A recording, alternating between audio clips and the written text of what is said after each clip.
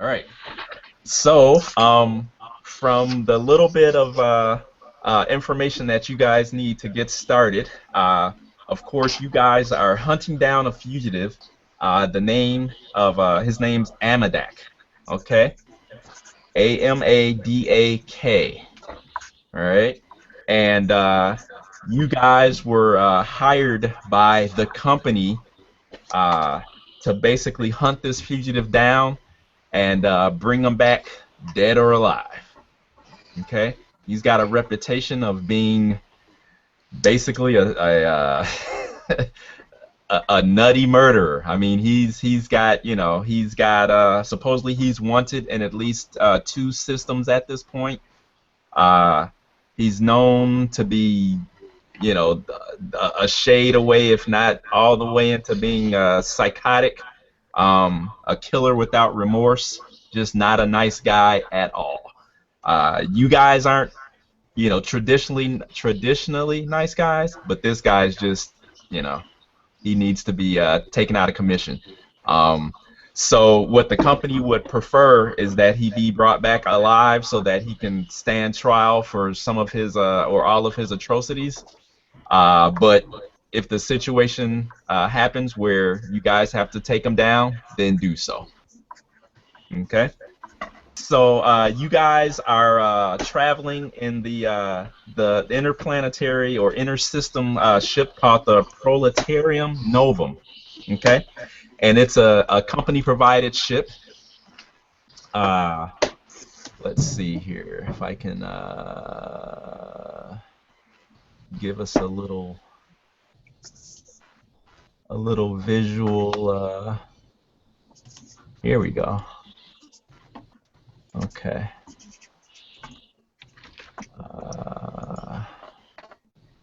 Whoops. So Proletariat Novum? Mm-hmm. Proletarian. Novum, rather. Cool. It's basically means that the company owns this ship and you don't. Number 9. That's pretty much what it means. What year are we in? Okay, there's the ship that you guys are in. Okay. Looks like a piece of crap. Well, it's seen better days, but it's decent. Company cutbacks, man. There's a galactic recession on this. This may be a one-way trip, so they don't want to give you guys, anything that they aren't going to see again. Where's our billionaire benefactor? Right. And Troy, not to sound like a wise ass or anything, because I'm not, but the year, it doesn't matter. It's just far into the future. Okay, cool. Okay. All right. Okay. So now my next question is, who would want to be the guy who would be kind of like on sensors and stuff like that? Okay, I'm gonna put it out there. I'm kind of a bushman. I really don't understand technology. Okay. I'm looking at that Palabregas. I'm like, oh no, I'm pee again. I'm holding tight to my chair. Is there eventually going to be a gunner as well that you're going to be looking for? Possibly. Okay. Is that what you're calling, or what? I would much prefer to take on that role, the tactical gunner role, if there was one. Okay. Well, I guess that would make me Lieutenant Uhura, right? Short skirt, no. Okay. All right. Okay. To what extent are the ship's sensors to what extent are the controls computerized in the? Very, very much so. This is all just I'm just getting some things set up for the narrative. Long story short. Basically, to make it convenient, if it's possible for me to drive and do the sensors via like plugging myself directly into the ship's computer. Actually, sure. Why not? Sure. Yes, you could. Why not take over the entire ship function? No, I'm serious. Because I mean, you would be the person best suited to. Because that that would split his attentions up between many different things, which may not be good. But he can. I assume he has a multitasking subroutine. Of course, but bear in mind all of my cybernetics were built by the same company that built flying around him. Right. Okay, cool. Okay. All right. Okay, let's see here. You haven't been in for a retrofit in a while. Either. Right. Very good. Very I'm good. last year's model. Yeah. Yeah. Okay. All right, cool. Okay, that's good enough. Good enough for me. That's all I needed to know.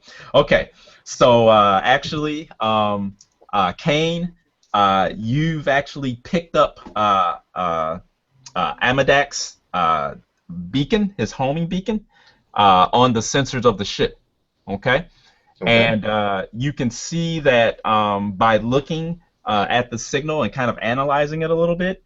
You can see that apparently the signal it's very erratic and kind of fading in and out, you know. And you figure it's pretty much a miracle that you guys were able to actually home in on him at this point. And then barely in visual range, just barely, you can see the I guess the glow, you know, of his ship's engines, you know, as they kind of flare ahead of you. Okay. Of Amadak's? Yes. Okay, I'll relay this to the team that he's dead ahead. Okay. All right. Can I use the sensors to put a lock on his ship? Yes, you can do that. Sure. Okay, so I'm going to attempt to create an advantage of locked on. Okay. Now I don't have any kind of. I have lore. Yeah, that we're gonna just gonna use whatever is closest to what we would need. So yeah. Okay. That's fine. Not a problem. And all right, let's see how this goes. Okay. Target number 2. And that will not. Well, wait, Laura. No. Okay. No. I fail. Okay. All right, so I'm attempting to get a lock, but I wasn't trained in this buffoonery that the rest of the crew has seemed to draft me into. So I'll smash against the sensor panel in righteous anger. Okay. And you hear the sensory kind of bleep and blurt out in kind of response to that, you know, and lights kind of flash kind of here and there, you know, like error, you know. John, Alex can hear Kane kind of cursing at the panel behind him. And you can see that there is just barely in your visual range, there is a ship dead ahead of you. And we'll just say that as a how do I want to put it? Because you are jacked in to the ship itself, you can actually kind of get like a whisper or an echo of some of the other functions that are going on, you know, even though you're concentrated on piloting at this point. And we'll say that you kind of you know what's going on over there at Kane's control panel. You know, he's not able to get a lock at all. It seems like well, his skill at performing using the equipment is not up to task, apparently. Okay, so I'm imagining my character is sort of, rather than speaking himself because he's jacked into the computer, as you're saying, he sort of shudders a bit in the control chair that he's sat in with like wires coming out the side of his head, and rather than opening his mouth and speaking, his voice just sort of in a very deadpan way echoes out of the speakers on the ship. Okay. And basically I want to use my move action to move the ship, and then my actual action to try and get this sensor lock, since I picked up on this whisper, and I'll just say enemy vessel sighted, pursuit speed engaged.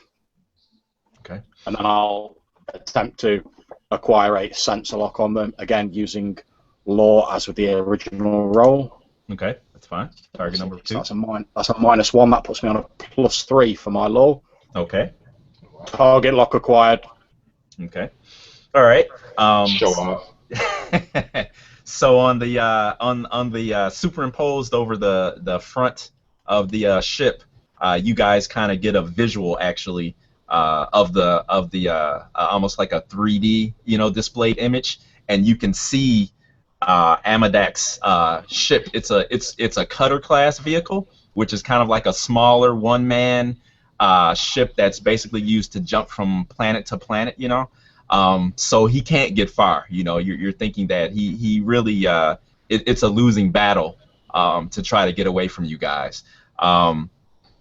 And I'm sorry, I kind of did a disservice to you guys. As the 3D image kind of comes into view, Ulrich can kind of get a look at it. And Troy, why don't you give us a visual and an idea of what your character, what he's all about? All right, so Ulrich is a experienced fighter for the Merc Brigade. He's had a lot of battles and some unfortunate circumstances that have happened to him over the years. Has made him a little unsavory and a little jaded in all things dealing with life. And as a result, he's turned to some different types of drugs and stimulants to help him get through his day-to-day. So at the moment, he's just standing here.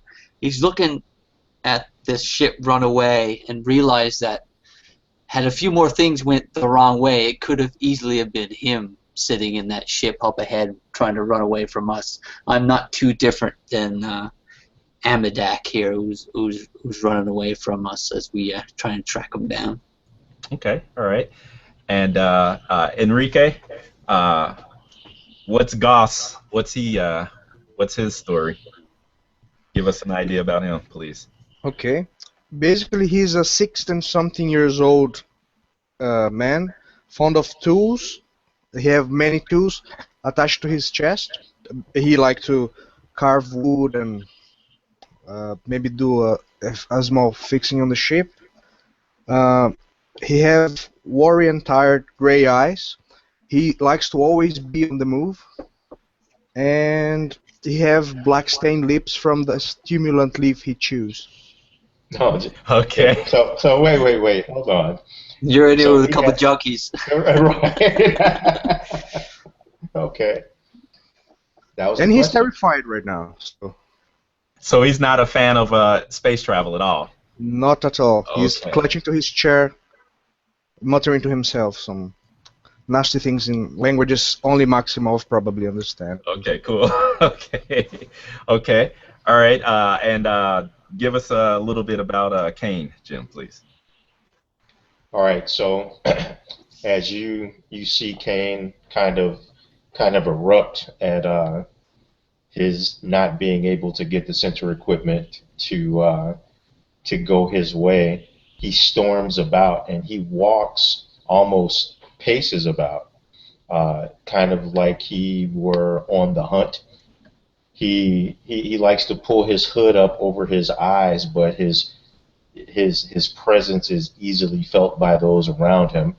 He has no obvious cyber tech showing, but the crew here do know that he has internal cyber that was placed by the company, and it has unlocked his Esper abilities. So as of right now, his team, meaning you guys, know that he can mentally assault people. He can read cursory minds, kind of low Surface level thoughts, kind of. surface thoughts. He can do telepathic suggestion, and he's very difficult to hit, given that he knows where the attacker is. He almost has like a sixth sense of being able to evade, which doesn't work when there's more than one opponent, because he can't kind of get into the mind of that. But he storms about. His ethnicity is kind of odd. His skin is kind of pallid. He's thin. He's not very skilled with weapons. And you guys know that he was part of the the military PsyOps program, where no one trusted those guys.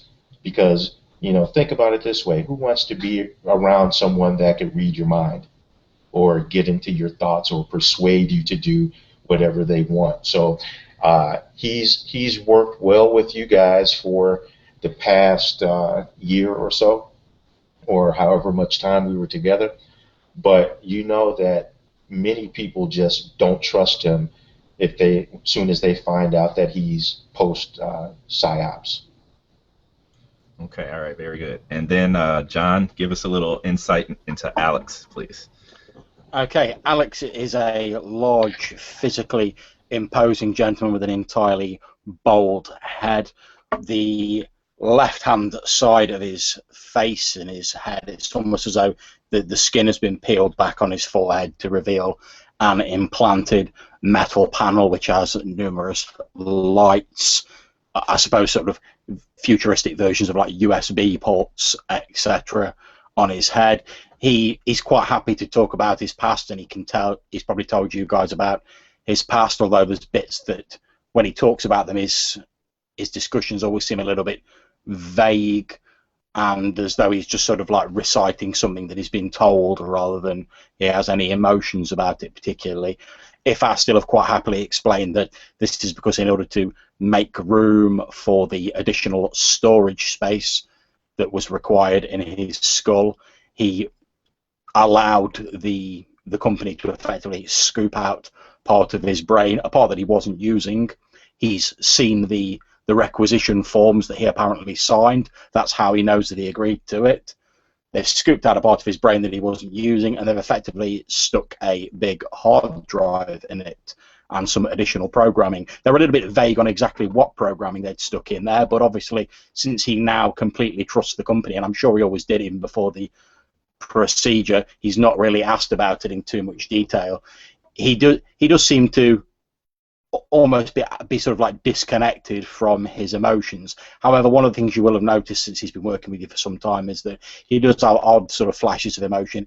For instance, he's very sympathetic towards people who are ill or who have disabilities, and he's very loyal to those he considers to be friends or who he's been assigned to by the company.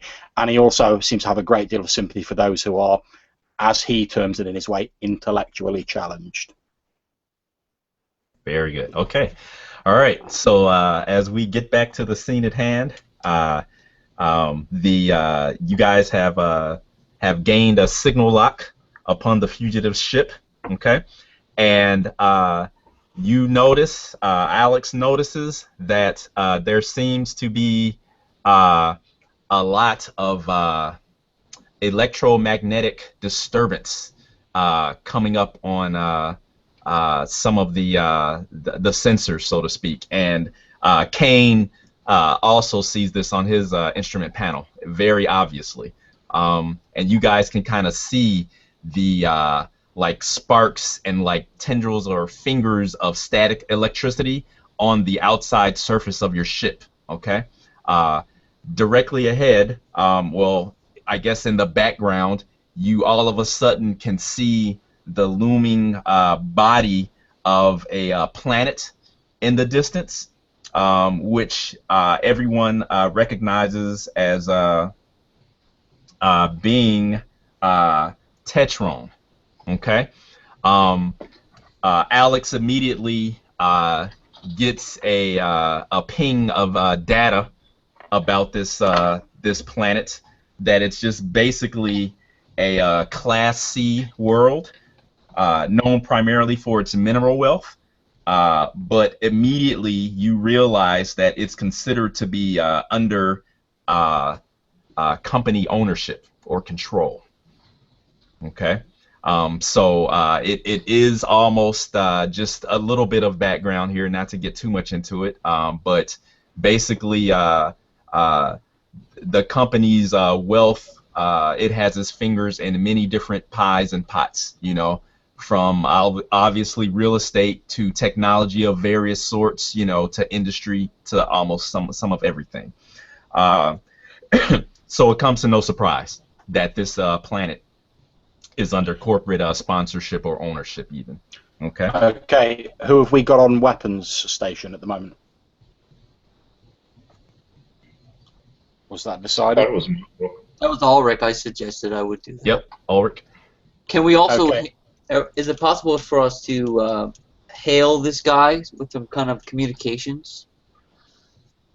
Is that a possibility? We are locked onto his ship. Are we able to You communicate guys. with him? But besides phasers across his bow. Not You that I'm guys- opposed to such things. I'm all good.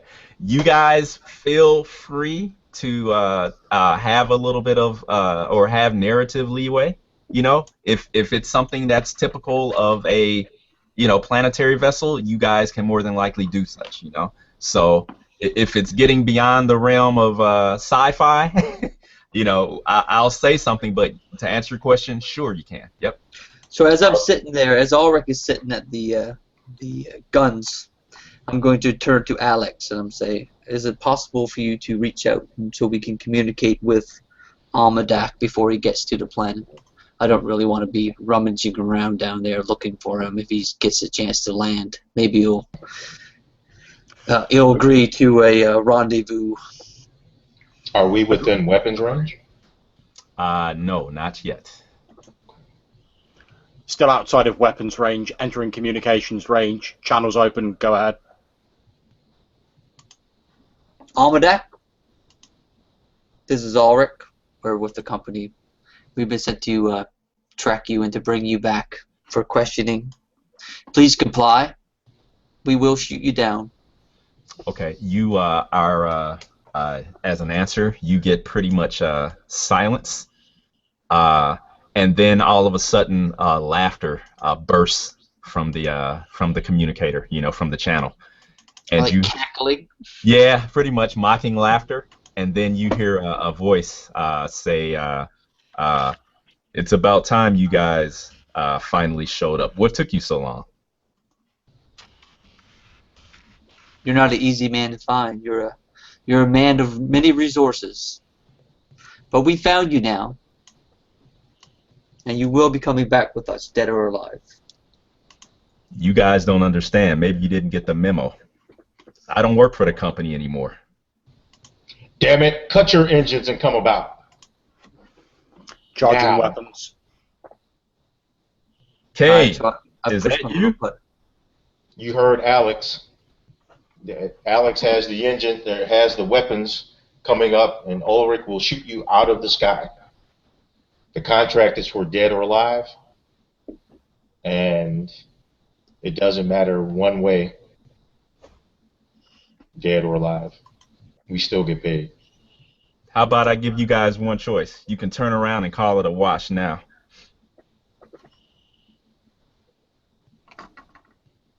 All right, I'll motion to Ulrich. How much closer to weapons range? How much longer? And we're closing in. Our ship is bigger and faster. Any moment now. You want me to shoot him down? Can you target My his? My finger's on the button. I'm ready to release whatever weaponry we have. Sending through sensor lock coordinates to the weapons station now. All Very right. good. I said, With- can you target his aft nacelle? Yeah, we could shoot his engines out. It's a small ship though, so we'll have to use our lesser weaponry again. I don't know. I don't know if we have different stages of guns on this thing, but my goal is to just disable his ship, not to blow Now, him up. David, let me ask you about this planet. Is there anything in the atmosphere that's going, like storms in the atmosphere, or anything that we would have any type of problems? Is it like super cloudy? Is it, what is it? Is it just a normal quote unquote class M planet? That it's a Class C planet. No. I heard. Yeah, well, I you know. what I mean. No problem, man. I'm just messing with you. Is it like yes, a Mars? there are after doing a quick info search, you see that this planet it has a tendency for micrometeor storms, and it has an electrified upper atmosphere. Now, would his little ship, single occupant ship, have shields and stuff enough even to sustain going through that atmosphere to get to where he's trying to go? Probably not. All right, so You would think that he would have to be crazy to do it, but who he's are you dealing obviously crazy. There you go. But we're cool, right? Our bigger ship is fine to go through this atmosphere. Well, if you look at Goss, he wouldn't think so because he still has a white-knuckled grip Right. on the chair across from you. It doesn't look too healthy at all. But apparently, Alex knows what he's doing, and he hasn't given you any kind of warning or any kind of signs of danger yet. So maybe not. Do we have pods in this ship just in case? I gotta know. Emergency. Yeah. Life rafts. Sure. We'll say that it comes with you guys call them coffins, and they're basically single man pods, you know, that you would shoot out, and they have beacons that are be picked up by other ships in this system. Cool. Okay. I guess that was a good question. Suddenly, there you see Amadak's ship enter kind of like a, I guess you would call it kind of like a gas cloud of sorts. As you guys are kind of getting closer and closer to like the extreme atmosphere of this planet, you know, and you guys can see like bursts of static basically lightning, is what it is, I guess, within the gas cloud, and you can just kind of see the lightning kind of tendrils just go across the upper atmosphere, and they kind of branch out, and of course you don't hear anything, but you just see them kind of like explode with like brilliant like arcs of actually green and purple and blue, and his ship just went into one of this particularly looking large cloud. Okay. Troy, what were you asking? I'm sorry, hang on. What were you asking about your message? I was just wondering if I'm able to compel one of my own. Yes, you can, of course. Yep. All right, cool. That's good to know. Okay. All right. I'm sorry. Go ahead, John.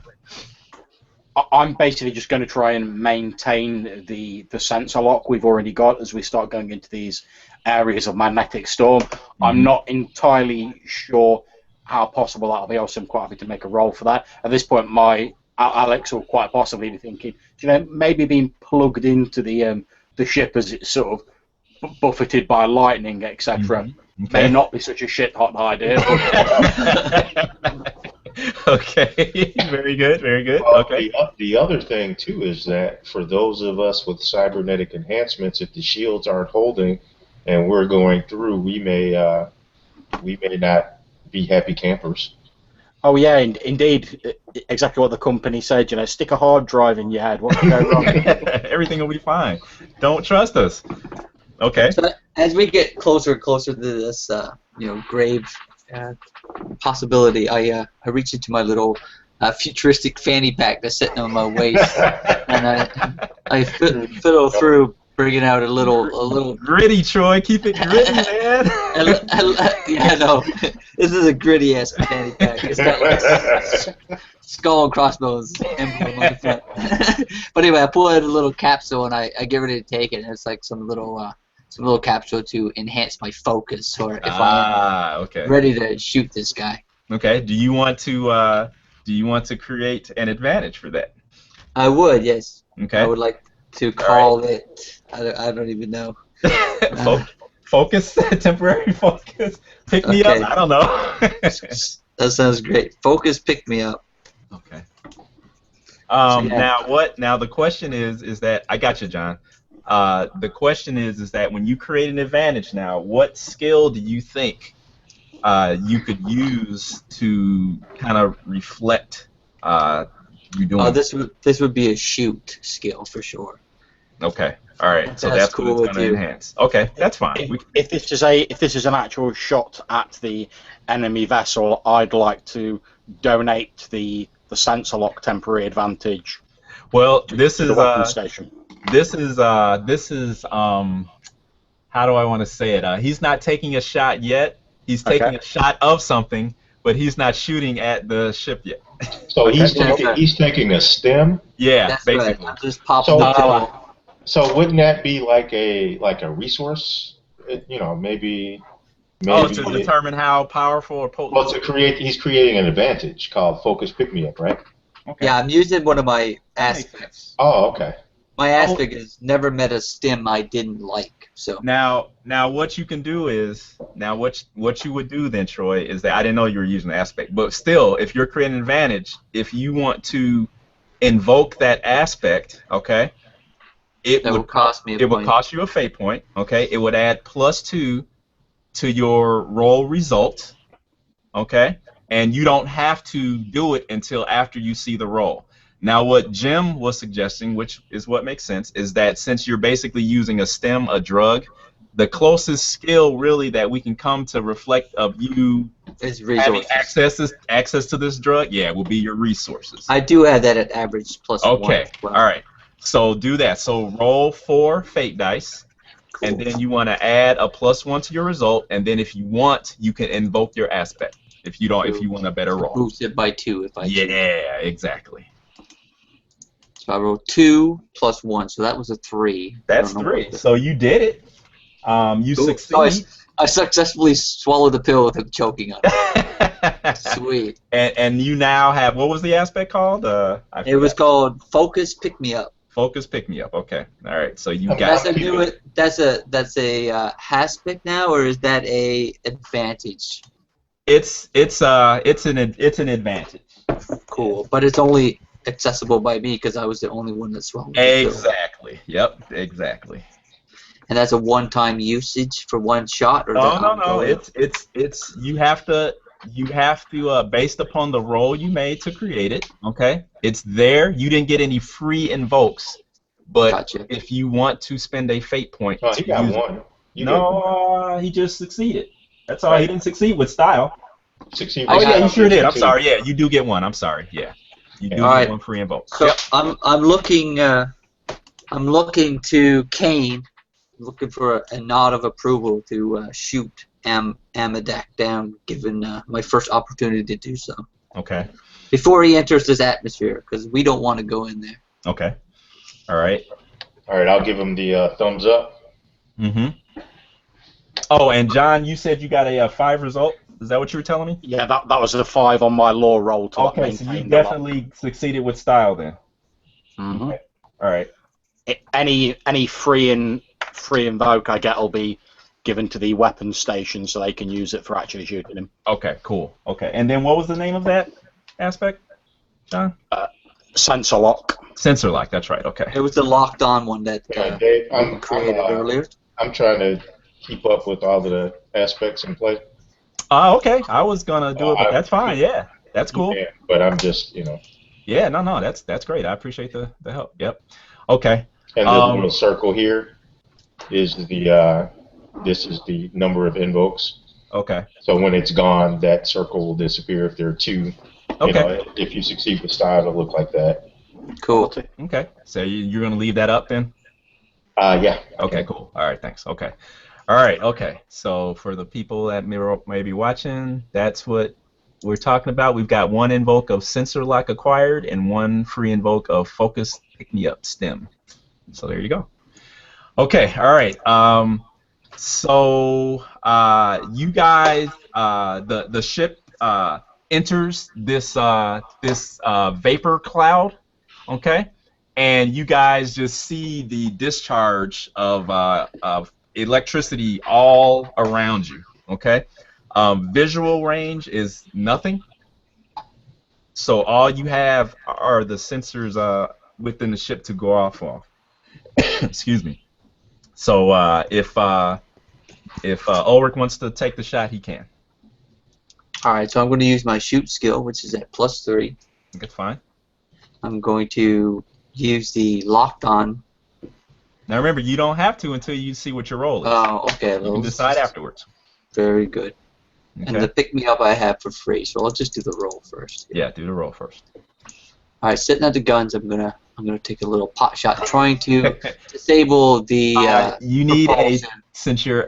you need a It's a target. cold shot, right? Well, it doesn't matter. You're using kind of like sensors and stuff, so we'll kind of Plus give it a little leeway. I do have the Deadeye ability. Deadeye stunt, which gives me +2 to shoot skills and calling targets. We'll just say, because all that's going on, we'll just say it's got a target number of 2. It's nothing for you to do this. I got that straight up. Yeah. Okay. All right. 2 rolled. Okay. But I want to succeed with style because I don't want him to lose his propulsion and then still go into the the thing. So I'm cool to spend one of my fate points to. Well, no. You can use one of those free. Right. Yes. You don't have to spend anything.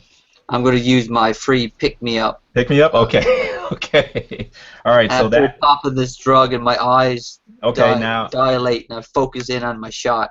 Okay. Now to succeed with style, you're going to have to use one other thing because you need +3. You need 3 over. Use a sensor lock. Okay. Yeah, I can use the locked-in sensor. Okay, there you go. Okay, all right, cool. Okay. And that was also a free one, right? Yes. Cool. Okay. Okay, so are we still locked since it has no more invokes? Is that aspect still considered there, or have we lost the lock? I would say it's still there. It's still there, yeah. So we still have it locked. Yeah, it's still locked. Yeah. Yep.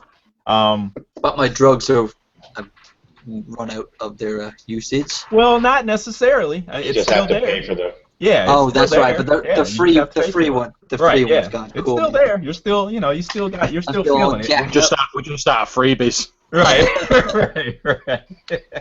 So we succeed with style and shooting the. Okay, so Troy, what does it propulsion. look like when you hit the pretty red button then? All right, so I focus in, setting up the crosshairs on the engines of the little ship that's flying away. I've used these ships before, so I have a pretty good idea of what area to target. Mm-hmm. So I push the button and I see the the little beams, the beams shoot out, and I can actually see the because I'm all jacked up on this drug. I can actually see the rays of potent energy going towards and like igniting onto these propulsion engines of this ship. Okay. And you can see like a bellowing of gray and black smoke and a little bit of flame, but not to the point where the whole ship is going to explode. It just seems like it just seems like enough just to cut out the engines. If Okay. that's possible. All right. Okay. You see that you definitely hit your target. Okay. And via the sensors and the ship, you guys can, they're kind of distorted. The screens are kind of like staticky a little bit. Because of all the electricity in the atmosphere around you guys.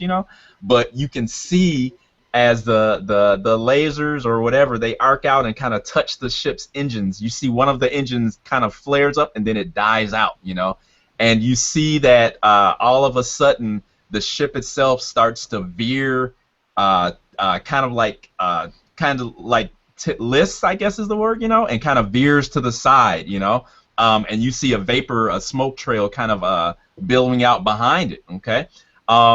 And as you guys kind of gain a little bit of, you get closer to the ship, suddenly you guys burst out of this cloud, and directly in front of you, you guys see this, okay? It's Imperial Stardust. Oh wow! It's an orbital platform, is what it is, and what that is that it's in the extreme, what little bit of atmosphere of the planet that there is at that height, that's where it is, and then connected to the bottom of it, going through the clouds down towards the planet, is what you guys would call a what do you call it? Space elevator. Thank you. Yes, space elevator. Yes. Yeah. So that's what you see. Okay. Cool. So Do we know if this is this company property? I presume. Yeah, I would think so. Yes. I'll tell Gauss. I'll say Gauss. used to be on this guy's team, didn't you? Maybe you can talk some sense into him. Have him land there and come into our custody. As you say that, I opened my eyes. I was like, with my eyes closed as we're going through this turbulence. I'm like, what? What? All right. Say he may trust you where he doesn't trust us. I give you a look, and I say, I really don't think he would trust me, but I can have a try. Okay. I'm not very good at making friends, you see. Well, you used to work with him, didn't you? Yes, yes. You've done jobs with him, so. Yes, yes. I will try to have a word with him, but cross your fingers. Okay. All right. So, what does Gal say?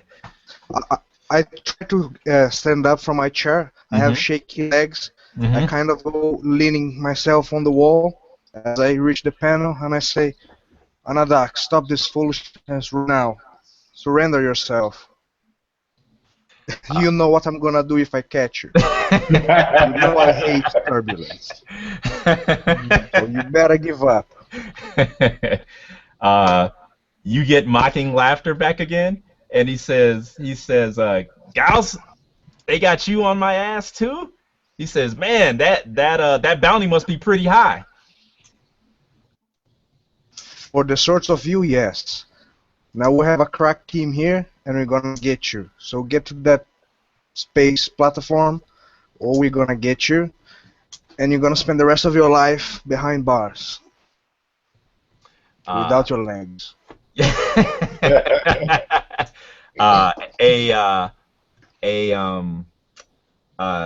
You guys can kind of hear like a lot of static, over the speaker next, and basically all that you guys can make out is kind of like Amadak's voice saying, "You guys can kiss my ass." That comes through, and you guys see the ship wildly turn, and it starts. It's almost on a direct path going towards the space elevator, and Alex can see a little blip appear on the bottom part of Amadak's ship, and you see this little blip slowly separated from the ship, and it makes its way towards the space platform. Okay, and you see Amadak's ship disappear into the clouds of the upper atmosphere. Are the sensors picking up any life signs from the blip? Yes.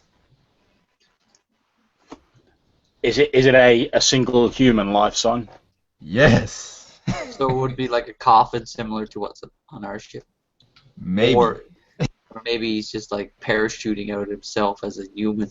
I do have the notice skill. Is there any way I can perceive if it's some form of mechanical thing that he's in, or if it's just him if himself? you want to. Sure, if you want to. Go ahead. All right. I will try to do that then, so I'll roll my notice score. 4 target number. Okay. It's kind of tough. It is tough. Because you're visually looking, trying to... I have a +2 on that. Okay. So that's just 2, so I did not succeed. Okay, all right. Okay. So you can't tell.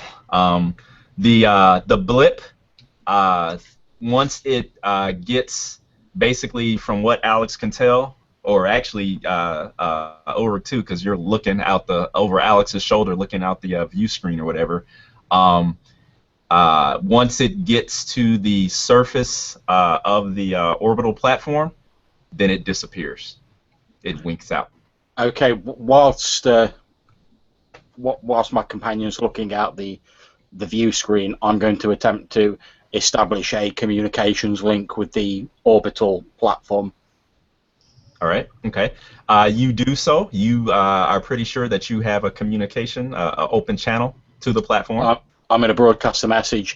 This is the company bounty vessel Proletarian Novum pursuing criminal Amadak, wanted dead or alive, and I'll list the bounty and all the various other information in a quick sort of data burst style. currently docking in escape pod on your platform. Request security teams apprehend as soon as possible. Wanted, dead or alive. A voice responds to your transmission. It says, unidentified craft. You are entering Wayland corporate restricted airspace. Under threat of heavy fire, fine, and imprisonment. Turn back now. And then it stops. Do I recognize that as being an automated signal, or do I think it's actually being sent by a person? It is automated. And to solidify your guesstimate, or it's not even a guess, the same transmission comes over the speaker again. Exact same thing. Okay. I'd like to spend a fate point for one of my stunts where I can recall a useful fact about an aspect of the game world. From what I have sort of hard built into me of company policy, in a case of one bit of company policy contradicting another, as in this case we've been told to pursue this person and bring them back no matter what, but obviously we're also being ordered by the company to turn away from this platform. They obviously contradict each other. Which of the directives would sort of supersede the other? Probably you would think that, especially in the position that you guys are in, that you feel as though with the resources that you either have at the moment or could possibly get at a later point in time, excuse me, you guys would have, you figure you could weasel up authority, basically, you know. Okay, in which case my response to the sort of do not enter message will just be request denied. Okay, all right, so what is your action then? That was your response, so what is your action? My action is to target any sort of weapons that are facing us on the orbital platform with our sensors in case they start shooting at us, with the idea that we can just sort of blast them first.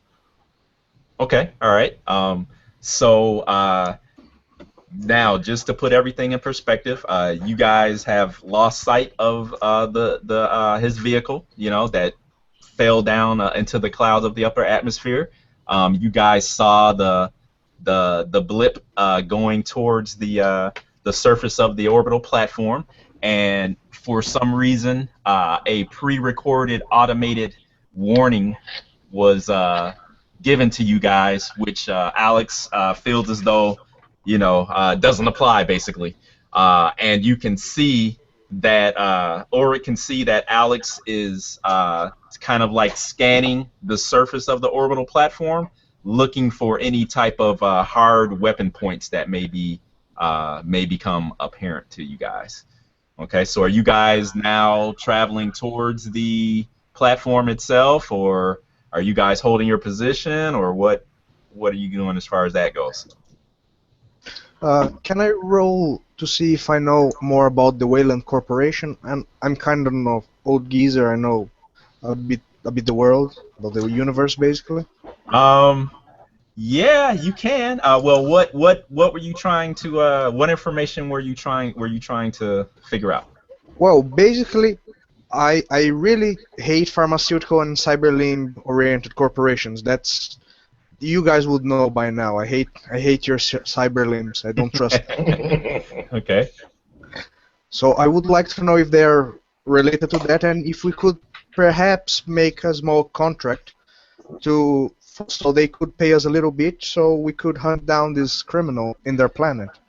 You Maybe do know, without having to spend a fate point, you do know that Wayland is, as many companies are, you're able to recall that they are in the biochemical field.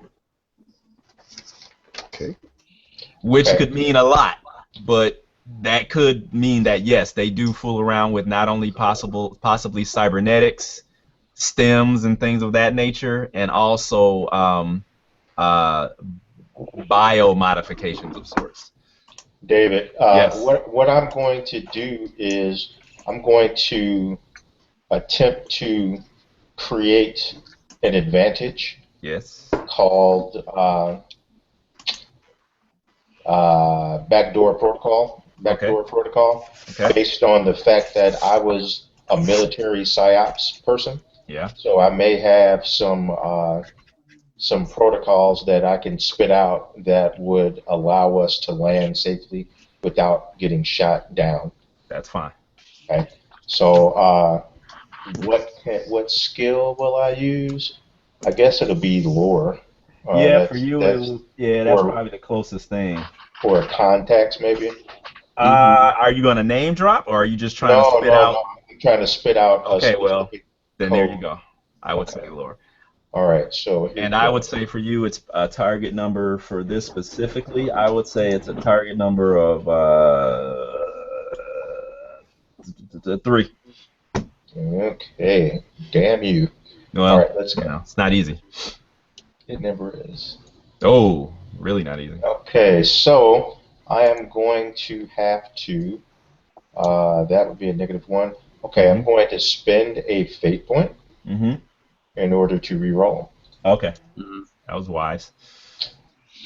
And do we have anything on the table? No. No. Let's see here. Come on, baby. I don't see anything. I know I had to clear it. Oh. Is that the same roll? Unfortunately, no. Nope. All right, so I can't think of it. I can't think of any protocols that would work.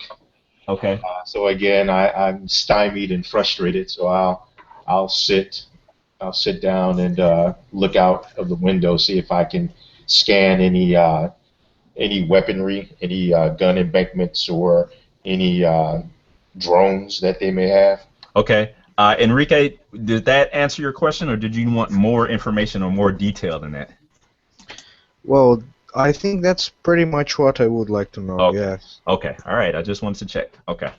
Seeing that we're pursuing Amadak, Mhm. presumably we have access to the company files on him, his crimes he's committed.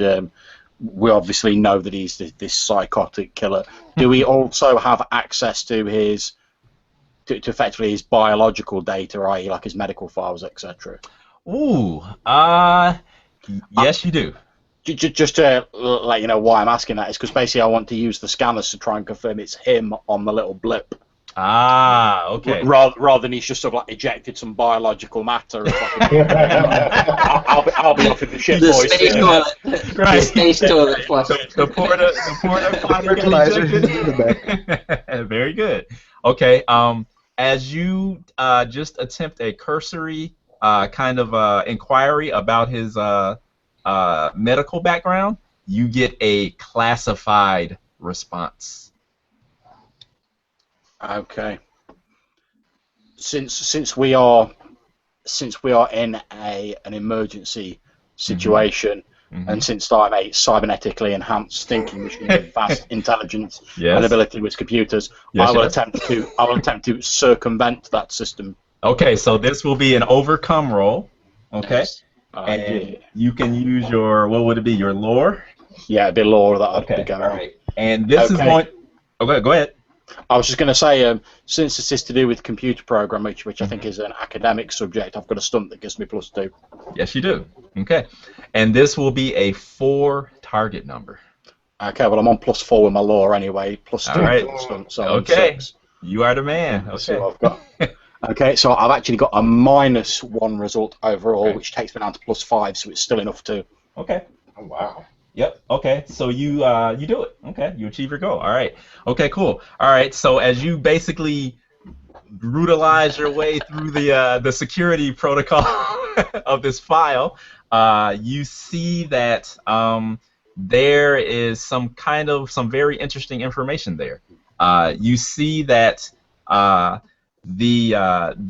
system that Amadak is from supposedly was neutralized in an interplanetary war, okay? and supposedly he was one of the last survivors of that system. Okay, for whatever reason, okay, it says that he seems to be kind of an aberration of sorts.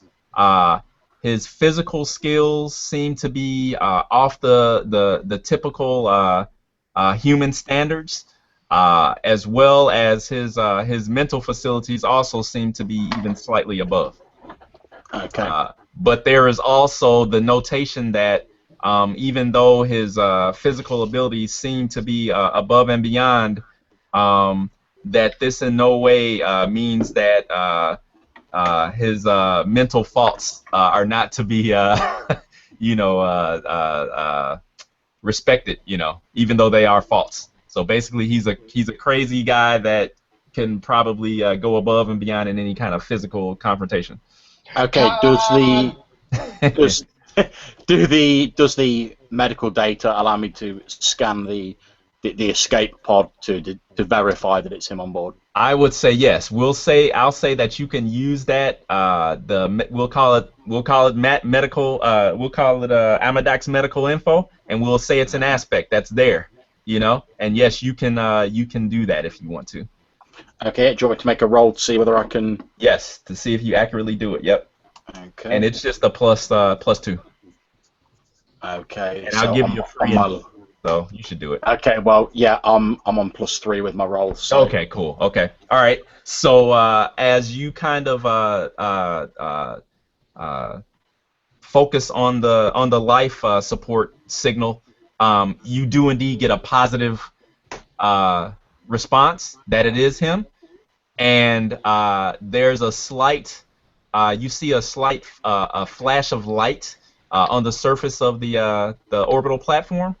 And you see a looks like a panel of some sort or a door slowly float, you know, off of the surface, and then he obviously enters the platform. Okay, as we're sort of heading in, sort of my voice, rather than speaking, my voice still coming out of the computer speakers. Alex says, "Presence of fugitive aboard escape pod confirmed. Warning: subject may display additional abilities to standard pattern human." Mm-hmm. Okay. All right. And then I'll start bringing us into land. Okay. All right. That's fine. But there are 4 of us. That's right. Normal protocol would be one of the umbilicals, you know, would extend out for you to dock with. But as that is not the case, what is your plan? Okay, well, I'm assuming that effectively the fugitive must have sort of blown one of the doors off to get in himself. So my plan will be basically to set us down and sort of latch on to the platform near where that is, and then we can use the same door that he's already blown off. No point damaging company property any further. I'm probably already in trouble for like hacking the computer systems. So. Okay. All right. Okay. So that's fine. So Alex brings the ship down, and you guys can hear the grapples latch onto the skin of this orbital platform. And you guys will need to put on some kind of like their lighter weight 0G, you know, zero atmosphere suits, you know, to just make the transition from the ship into the platform. And you do that without any incident, and you guys find yourselves in a airlock of sorts inside the orbital platform. Okay, and with a hiss, the doors open up and let the oxygen in. Okay, and you guys walk in, and they clang shut behind you, and you see a corridor ahead of you that is bathed in kind of like a reddish emergency lighting kind of tone, you know, okay? And you guys can hear kind of like the platform kind of like creaking, you know, and kind of moving around you, you know, as it kind of settles in its orbital, it's tethered to the planet below. It's kind of like a balloon, basically. So can we take like a 5-minute, guys? Sure. Okay, all right. Take a 5-minute, then we'll be right back. So, how far ahead of us is he time-wise at this point, Dave? I'd say about maybe 15 minutes, roughly. Not very long, considering that you guys were able to track him down to this system and then to this orbital platform. You guys are doing good. You can pat yourselves on the back. So far, so good, I think. There you go. Okay, so like I said, you guys are in this dimly lit corridor. Okay, so that's actually an aspect that will be a constant aspect that's going on.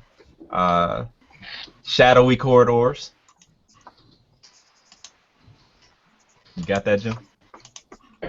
Okay. All right. Okay. There's also well, I told you guys that you guys can also like hear the platform or the station kind of creaking around you, as it kind of moves and settles, on its tether, and through some of the the various ports that allow you guys to kind of see outside, that are kind of scattered to and fro. You guys can see that the electrical storm or what have you is still going on, outside, and you guys can see kind of like the static electricity on the surface of the platform as well too, as you kind of look out. So you guys are, like I said, in a corridor. I'll assume that you have taken off your exterior suits, your gear, and you guys are pretty much kicking this stuff to the side. And what's the plan? Okay. So we're in these shadowy corridors. The station sort of creaking around us as it sort of settles down. I will be looking around for any sort of computer ports or way to jack into the orbital facilities, computer facilities, hoping that we can effectively use their internal sensors to try, with the medical information we got earlier, to hopefully locate him rather than just sort of bumbling around this station, hoping to bump into him. Okay, fair enough. Okay, all right. As you guys kind of make your way up the corridor, you come to what appears to be some kind of like I guess, for lack of a better word, kind of like a security station of sorts, and you see that there appears to be a panel there with a display that looks like it's just what Alex was looking for. Okay, I'll sort of prise off the protective cover of the panel. Then he reaches up to almost like a small plug on the side of the sort of metallic bit in his head and sort of like pulls it out like it's on an extendable cord. Mm-hmm. Attaches it to one of the sort of sockets or the inlets in the panel, and his eyes sort of roll back into his head a bit as he starts trying to jack into the computer systems. Okay, and then what exactly is Alex trying to accomplish? I'm basically trying to create an advantage, which would be effectively we know where he is. Okay. Would be the advantage, so that we can get to him quicker, basically. Okay. Get the drop on him. All right. Okay. Go right ahead. You get a quick. Well, actually, before you roll, as you jack in, you immediately are kind of like confronted with security protocol, and basically the programming is kind of querying you for the proper security codes, etc., as you kind of invade this system, just like kind of before. Okay, not a problem. I'll try and work my way around that with a law roll. Okay, and this will be a target number of 3. Okay, well, I'm on 7. Wow. Okay. Okay. That's it. I am the law master. However, I am shite for anything else. Okay, all right. So you get a boost from that. So you basically are able to. Well, I don't know. How do you circumvent that? You tell me. Right, okay.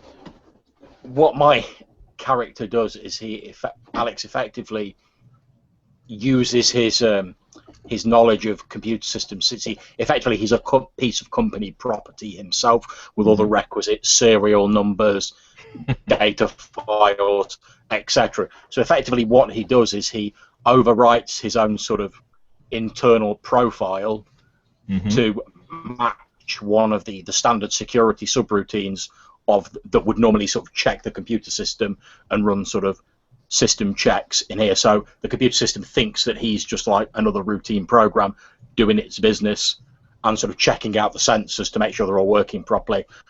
And while it's sort of verifying that, he slides in, has a quick look around using the sensors, locates where this guy is, then pulls out quickly. Okay. Before his brain gets fried by it. Okay. All right. Okay. That's fine. Okay. So let's see. So you what was that? What was the aspect again? I know where you are, or what was it? We know where he is. I got caught up too much in the narrative there. That was pretty good. Okay. Okay. All right. So it appears as though that Amadak is actually on the headed towards, I guess, what would basically be kind of like an engineering deck, which is just kind of like a deck or so beneath you guys, below you guys, and it appears as though, well, you don't know for what reason he's heading there, but that appears to be where he's headed. And since you rolled so well, you also get a glimpse of other entities that are also moving within the orbital platform. Okay. Do you say entities? Yes. I'm assuming I'm sort of sensing the presence of non-human life forms on the ship on the station. Some were non-human, others were other. Okay. As I sort of disconnect myself, I'll say the fugitive is in Sector 5 of the medical section, and I'll give directions from where we are. Also registering the presence of several non-human life forms, possibly hostile, aboard the station. Unfortunately, I wasn't able to gather any further information. I had to pull out too quickly, otherwise the security programs would have neutralized me. Okay. Here you go. Then I'll just turn to the rest of them, since, as you guys will know, having sort of been knocking around with Alex for some time, when it comes to like finding out information and stuff on the computers, he's amazing. However, when it comes to actually making decisions outside of that, or setting any sort of plan in motion that doesn't involve interfacing with computer systems, effectively that bit of his brain seems to be sadly absent. So he's reported his information, then he'll just sort of turn around and look at you guys as if sort of like, well, what do we do next? Okay, there you go. So Alex turns to the rest of you guys and gives you the look, like, okay, there's our sit rep. So now what? Gauss, can Gauss see any physical signs or signage that he's gone through here? Possibly if he's encumbered, if he's moving quickly, meaning that he may be heavily armed and or armored, or anything of that nature. Sure. Just one question. Did Alex give the information that there are some non-human entities running about? Did he share that with the rest of us? Okay, so I did indeed. So I look a bit shocked right now. Is this something we're familiar with, like aliens? Does aliens exist in this world? Not really, just humans and synthetics. Okay. Okay. That surely is disturbing, Alex. I look around and I do have. That would be a good result. Okay, well, what are you trying to do, Enrique? I'm trying to look for signs of of our prey. Oh, okay. On a duck. Okay. Okay, I understand. Okay. All right. So as you kind of peer about, you actually happen to see what looks like a fresh smudge of blood on the floor of the corridor. Cool. Wonderful. I get closer to it and I touch with 3 of my fingers. Mm-hmm. I scoop it up and I just sniff 3? it. Okay. Just 3. Okay. The trigger finger kicks in. Okay. All right. And it's actually, it seems to be surprising to you. It seems to still be actually warm. Okay, even better. Mm-hmm. Okay, boys, there's some fresh blood on the floor. Okay. Is there anything unusual to the smell? A little more accurate, perhaps? You got a good result. So, yeah, sure. Yep. We can say that. That it seems to be a little more. There's kind of like, or you're just smelling. You didn't taste it, did you? No, just smelled. Okay. All right. Okay. Not licking blood. That's disgusting. Hey, I don't know. You know how you trackers are. You guys got some strange habits. I don't know. It seems like it has almost a little bit of a different kind of like color or tint to it, actually. Okay. I tell to the rest of my friends that there's something very odd with this. The coloration, the pigmentation, the densities, it's a bit off. Mm-hmm. And the smell is funny as well. Mm-hmm. The fugitive that we're pursuing does has been altered in some way. His physique has been changed by a company-sponsored program. The effect on the blood, maybe part of that. That is kind of like not your assumption, but that is kind of what what I want to say. The information that you saw earlier, that was kind of what it hinted at, but it was not overt at saying that. Okay. Yeah, that's entirely what I'm assuming based on my own character's involvement in shady company-sponsored things. Yes. He knows his share. Yep. So actually, Enrique, Goss thinks that there actually that the weirdness or the fact that this blood seems to be a bit off to him. It seems as though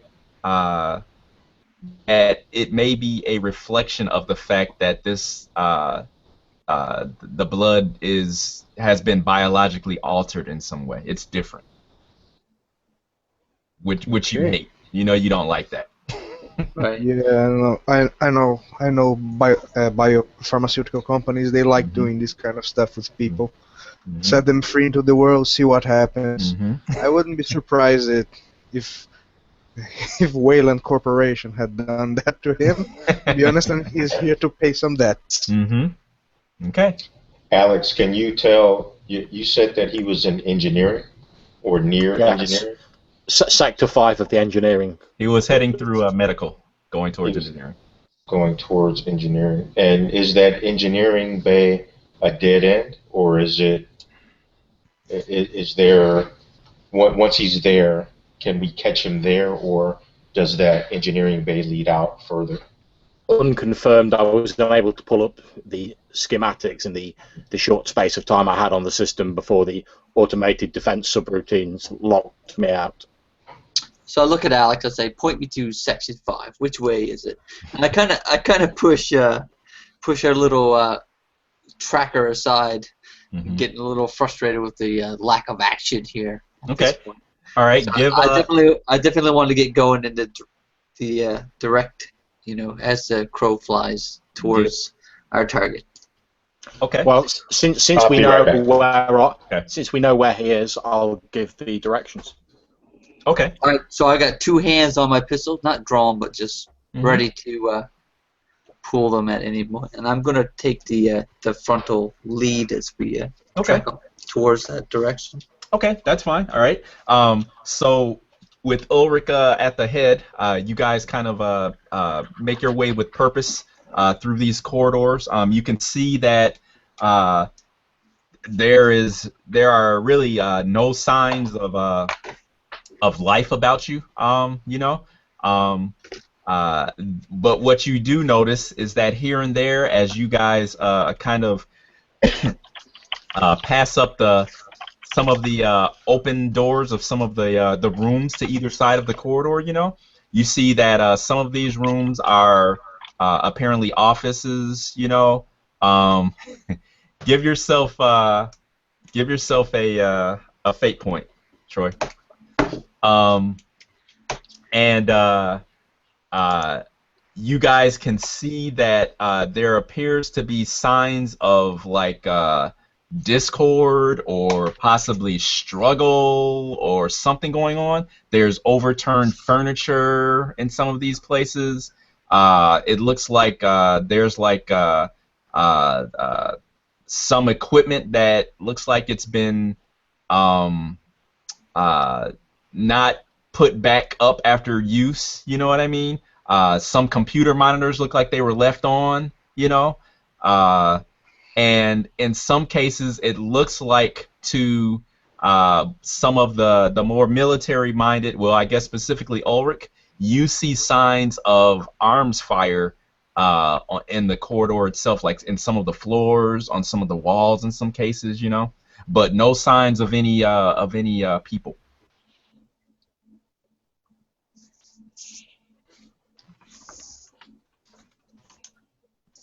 And we can tell which direction they would have what they would have continued on. What do you mean, Troy? Which direction the fighting occurred. We always see the place, but is there an immediate exit where we can continue on? Oh yeah. You guys aren't stuck. Yeah, I'm just kind of describing what you guys see as you guys keep moving along. Yeah. And there's no wounded individuals or anything. No. Any people. Nothing like that. You just see no signs of conflict and. Exactly. Yep. Exactly.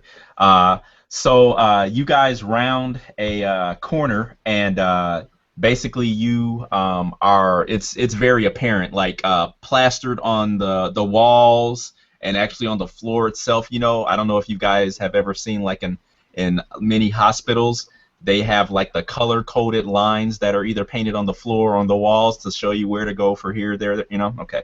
So you guys have basically picked up and been following more or less a red line that's been on the floor that's pointing you to the medical portion of the platform. And once you guys pretty much cross that threshold and come into the medical bay, more or less, you guys see signs of overturned gurneys. There's like bloodied you know, blankets, you know, or coverings, you know, that are kind of scattered here and there.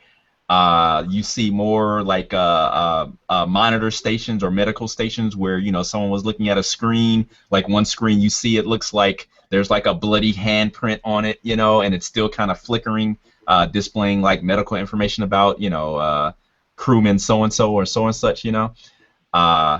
And it just looks like this place was basically a madhouse at one time. You know, there was a lot going on here. Okay, and it seems like you guys are hearing like the signs or the sounds of movement coming from further up the corridor.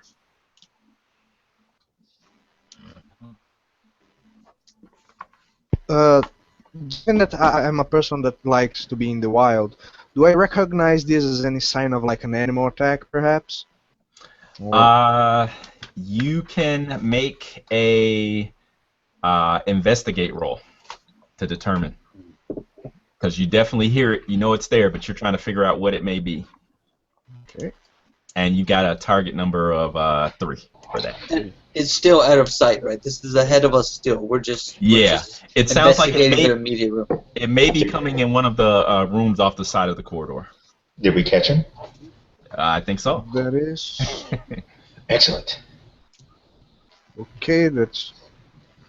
So that cancels out. So then your investigate is average, right? No, my investigate is great. Oh, I'm sorry. I'm looking at Ulrich. I'm sorry. Yes, you're great. Nice. Yeah, you're good. Yeah. Okay. Okay. All right. So that would be a success then. Okay. So it does not sound like a wild animal, and in fact, it doesn't sound like any. How do I want to put it? Gauss. To Gauss, it sounds like some more or of like a mechanical movement. It doesn't sound natural. How's that? Okay, that sounds good. Sounds Okay. perfect. I don't think so. Okay. So what does Gauss say or do or what? Gauss looks terrified, basically. The thing he hates the most is like cybernetics. Like there's a cybernetic monster in front of him. He looks terrified, and he says, "There's something very unnatural in front of us." Okay. And he like points at it. That's not made of flesh. Okay. Define unnatural. Aren't you a hunter? No, but I've seen many creatures, and never seen nothing like that. Then I look at Alex. I don't mean to offend anybody. No offense, you're a freak. I am not offended. So who has the biggest gun in this room? I have several guns, and I'm ready to use them at There any you point. go. All right, so I'm So, gonna yeah. go. I'm And gonna I'm go def- stand behind Ulrich. Yeah, I'm keen to go out guns a-blazing and take out anything that would attack myself or my companions, being that I'm also very much a bodyguard and protector of people that are less physically and combatant than myself. Okay. That's me. I'm an old man. Okay. All right. And So I'm also a pretty large individual, even though I'm also middle-aged. I'm still standing at like 6'3", 230, 240, and jacked up from many uses of stimulants and drugs to hone my body into a fine fighting machine. okay. Without synthetics, just All right. all natural physique. So on that note, what I'm going to do then is I'm going to compel keep your carrot. I have a stick. As Ulrich is going to say, screw this and move forward to see what's going on in this room. So you can either say, I'll take it, or you can say, screw you, Dave, here's a fate point. No way, I'm not doing that. I will take the fate point and let you compel me to do that, right? Okay. That's the way she rolls? Yep, that's the way, man. Yep. Alright, cool. I'll take that fate point, and I Okay, will so gladly go out guns a-blazing. Okay. Okay, all right, okay. So you guys see Ulrich kind of grunt after Goss's kind of description of it being something unnatural up ahead and kind of shivering, and he moves ahead, guns out. Oh, for sure. Actually, I'm Okay. going to go with my Bowie knives because I want to be silent. Ah, okay, cool. Okay, all right, okay. And he moves up the corridor, and you see that the doors, to the rooms and stuff, they're kind of like mechanical, the Star Trek doors that slide, open and close, And as you move up to the door, it actually slides open with a low hiss, and a figure leaps out of the room and attacks Ulrich. Okay, so let's see here. You aren't surprised, okay, because you knew something was in there, but I am going to get the jump on you. Which means you attack first. Yes, yeah. For just this one attack, and then you guys can figure out what you guys want to do after this. So, David, can I actually suggest before we make that roll, can I actually suggest a self-compel here? yeah. Since the description we had of this thing up ahead was a slightly hysterical, it's something unnatural, which, given that my character is basically a sort of enhanced thinking machine with fairly little emotions, I don't think the fear of something unnatural will have bothered him. So I think he'll have quite likely followed Mongrel down the corridor. However, whereas Mongrel's being all stealthy and sort of doing his thing as he is, Alex, even if he did have emotions, which he doesn't really have a great deal of, is decidedly not stealthy. He's mostly built of metal. He's quite a big fellow. He'll probably be stomping down the corridor. So I'd like to suggest that the result of the self-compel will be that because I'm loudly stomping down there, sort of just behind him, that he'll have sort of gone past the door and it'll actually attack me as it first comes out. Oh, wow. Okay, see, it's a good team member, man. Okay. I also have a aspect that says so when you roll your defense roll, Alex, I want to roll I give him a +2, invoking my aspect, which is nobody beats up my friends but me. You know what? Okay, I'll go with that. Okay.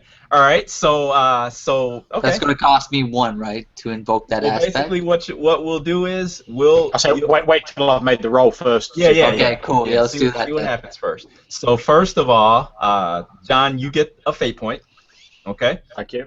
All right, and then I will make my fight roll. So what was it again? Did we get to see what it was? Yes, what you see is it looks like it basically looks, it's the size of like a mastiff, okay? Like a big freaking dog, you It say? basically looks like a big dog, but you see that it's hard to tell whether or not the dog has been cybernetically augmented or if the robot was made to look like a dog. Exactly. So it's very, very odd, you know. But what you do see are the gleaming, reinforced metal jaws that are attempting to latch onto Alex's jugular and rip it out. Don't worry, Alex. I'm going to boot this fucking dog. Okay. All right. So let's see here. 1, 2, 3, 4. Okay, so my attack roll is a 4. Okay, since I'm not very quick, I'll be relying on my enhanced sort of physique and toughness. So I'll do a physique roll for mine, which will puts me on a total of +1, which takes me up to +4. Okay, so you tied. All right, so okay, I get a boost out of that. Okay. How about can I do my thing to give him the advantage there? What was your aspect that you wanted to use? My aspect was nobody beats up my friends but me. So how would this come into play? So as this dog comes charging towards Alex, who's like clumsily, hopelessly walking down the thing, like flanking me as I'm trying to sneak ahead. This dog comes charging forward and leaps forward. As it leaps, I want to like stick out my foot and kind of like kick it up against the wall. All right, what I'll do is we'll kind of make this like and I'm doing this on the fly, but we'll kind of make this like almost as an assist. So go ahead and spend the fate point, and that'll give Alex a plus. Yeah, we'll go ahead and give him the bonus. So that's fine. So he's +2 now. Yeah. So, but what happened is he doesn't take any damage or anything, but the beast is still atop him. Okay. All right. So we'll do it like that. Okay. So now that's right. As Alex is portraying there, I kind of reach over and grab the maul of this mutt as he's about to like bite down on this heavily muscular bald dude. I kind of like grab him by the Okay, all right. I kind of pull his head back as he's about to like bite into his jugular region. Okay, all right. Hang on. Okay, so that's over with. Okay. So basically, what we're gonna do is we're gonna start at the top of the initiative ladder, so to speak. And what I usually do is I let, in this case, since it's not a boss, battle, you guys can go. Your group can go first. You guys just have to decide amongst yourself who's gonna act first. I suggest I go last because, as we've already discussed, I'm very slow and lumbering. Okay, all right. And you're underneath the big 120-pound. Exactly, you know what I mean. So you guys can hear the sound of the servos in this creature as they pretty much are like replicating muscles, and they whine as you can see the creature's neck just it's trying to get at Alex's neck. And you can see the bluish eyes of the creature kind of like glow, and pulsate as it's moving closer and closer. So who's gonna go first? Well, I'm already there, so I'll Okay. gladly go first. All right, okay. All right, so what do you want to do? You want to grab it by the neck still?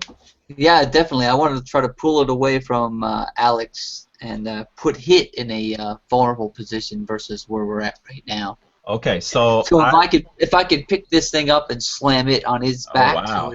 so it's in a vulnerable prone position. Okay, so if you want to pick it up, I would say we'll just do a physique.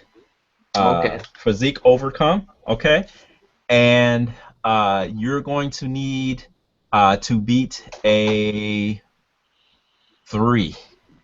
So let me just throw this at you, just for clarity's sake. Okay. I have Roid Rage, which is a stunt, but it's very specific.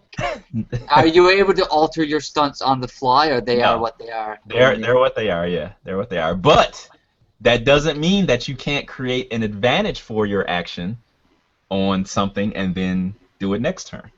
Don't forget about that. You can do that, you know. Okay, since we're going in a sort of a non-specific order, is it possible for me to attempt to create an advantage for Mongrel and then him to use that on the actual animal? If the advantage is if it is broad enough that your team sure. Since it's some sort of cyborg / robot creature, and I'm underneath it, I'm obviously very familiar with cybernetics and robots being cybernetic up myself. What I'm going to have been doing is while I'm underneath it, I'm going to have been looking for where I believe the power source or the sort of power supply of it is located, with the idea that I can then sort of tell him, target this area, and that'll help him dispatch said beast and get it off the top of me, hopefully. Okay. All right. So could he invoke my focus, which I had earlier, which was my pick-me-up focus? No, that's just for you. Oh, okay, very good. Alex didn't partake. That's true. I don't need steroids as well, man. So what skill you're going to use to determine the power source of this thing? Okay, I was going with notice. Okay. Since I've not got time to study it like with my lore, I'm just sort of quickly looking. That's cool. So with my notice and a +1, that would give me +4. Oh wow. Okay. All right. Okay. Notice +3. Okay. So what's the advantage? Okay, the advantage would be, let's see, I know where target this location. Okay, that's fine. It's balls. And that's pretty much what I'm going to shout out as I'm underneath it trying to hold it up. Okay, so target this location and point at a spot. So what was your total, John? 4 or? It was 4. My notice is +3, and I got a +1. The cybernetic dog is not castrated. So 1 free invoke on that is what we're looking at. Okay. Take the free invoke. Okay.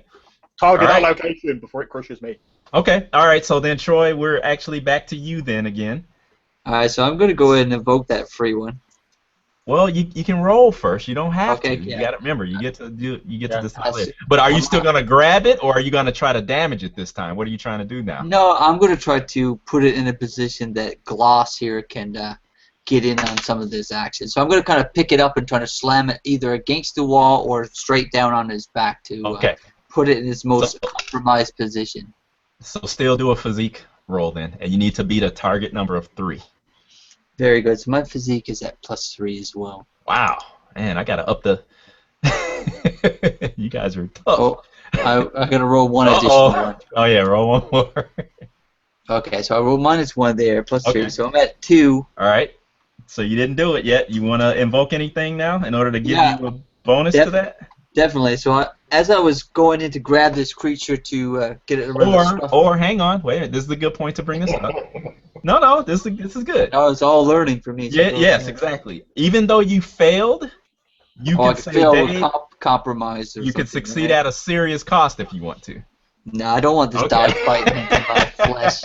I'm just saying. Okay, all right, it's an option. Remember. Okay, all right, go ahead. What were you saying? So it's going to cost me 1, or we get a free invoke with the knowledge that Alex just dropped on me about this dog's. Okay, so how does knowing about this dog's power source help you pick it up and slam it and put it in a well, I'm gonna know where its torque is coming from. I'm gonna know where its mechanisms are angled to where its strength is. Okay. And I'm gonna discontinue its strength source. So if it's like hind leg strength, I'm gonna get its hind legs off the ground, so then I can pick it up and like slam it.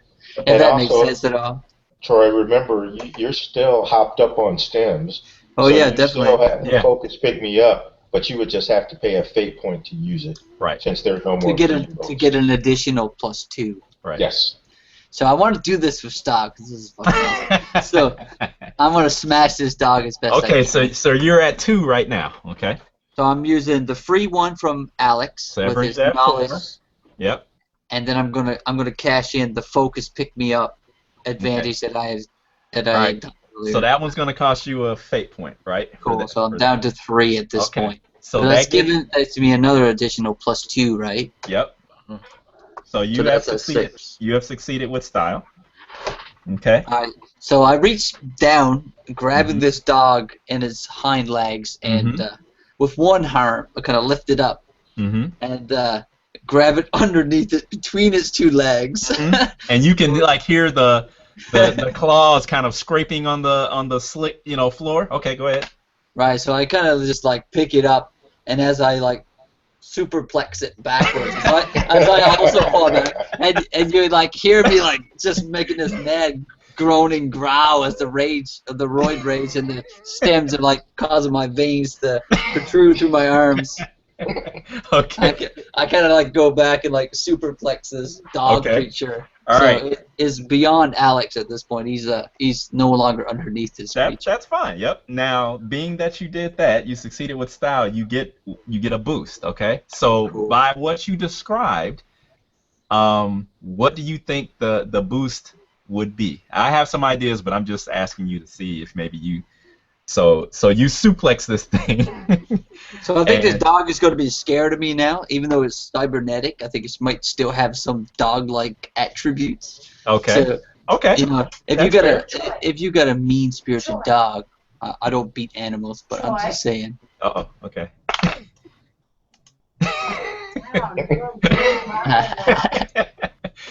Easy on the suplexing, huh? Okay.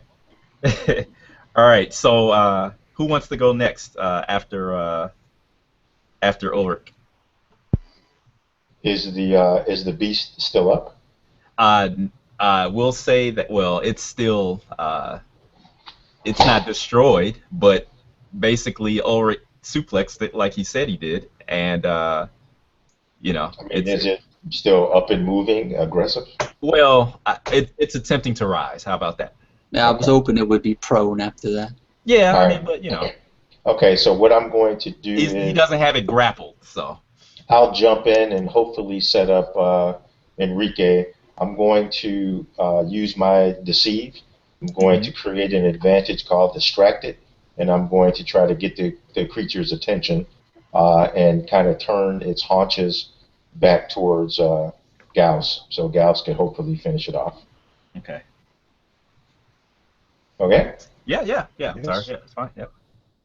Target number 2. Because I don't think my mental buffoonery will work against the robot. So The roll. let's see here.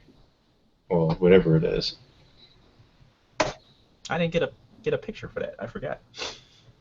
Okay, so I got a 4. Okay, so that's a success. So advantage has been created of distracted. Okay, so not only is it With a scared, free but it's involved. distracted now. Okay. Okay. And Can I'll I? kind of go ahead. No, just you can No, go. no, I was setting it up for you, so Yeah. it's all Okay. yours. Do I need to use invoke to shoot down his power box? If I can try to use the target here. You want to target the power source? Yes. Okay. Try to blast it with my bolt-on. That's fine, and kind of to reflect the fact that you're, targeting that kind of like weak spot, so to speak.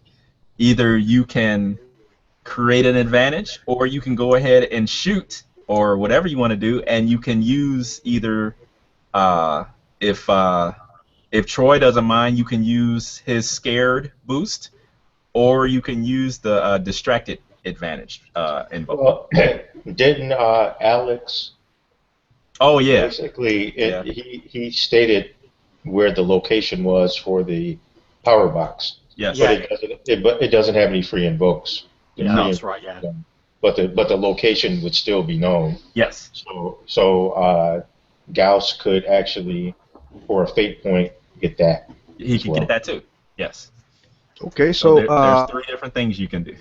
okay, I Or think I'll stack. try to use a fate point. Can I create the advantage perhaps discharged, so he's weaker, Uh, more sensitive? yeah, you can. You could do that. Um, yeah, you can. Cool. So I'm gonna use a small fate point for that. No, you just roll. So, Just roll. how would you what skill would you be using in order To create this advantage, to create that advantage? Yeah. I would use shoot. Try to put a bullet in it and see if I can. It's like the little rabbit that runs out of energy. So, okay, hang on. Let's see. So, and here's the best way that I know of to do this. So, what by making this advantage, Enrique? What are you trying to say, or what are you trying to yeah? What are you trying to say about this the creature? Basically, I want to make it a little less apt to fight and less jumpy. Maybe it's easier Okay. to hunt it down if it tries to run away from Ulrich. Are you effectively trying to Or take it out of action then? uh, well, not out of action. It might have like another power source, like a secondary, but it wouldn't be as prone to attack us, and Okay. it probably would try to run away to preserve itself. Okay. So that's fine. So how this will work then is that I think you could use your, it would make sense for you to still use your shoot, weirdly enough, to create this advantage. And by you doing that, instead of you actually, well, I don't know. If you shoot it and you do enough damage to it, you could give it the consequence of being, you know, Dead. well, not no, not dead, but what was the word you said? Well, basically, when you take it out, you can Yeah, explain how you take it out. So you could basically take it out and have it actually not get killed, but run away. right.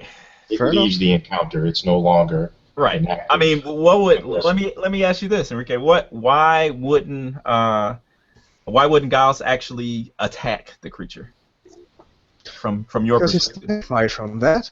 He doesn't understand it. Mhm. His big friends say, attack here, that's what he's gonna do. Mhm. But he basically is terrified of this monster. Ah, He never see okay. anything like that. Okay. All right. That's fine. Yeah. Yeah? Yeah.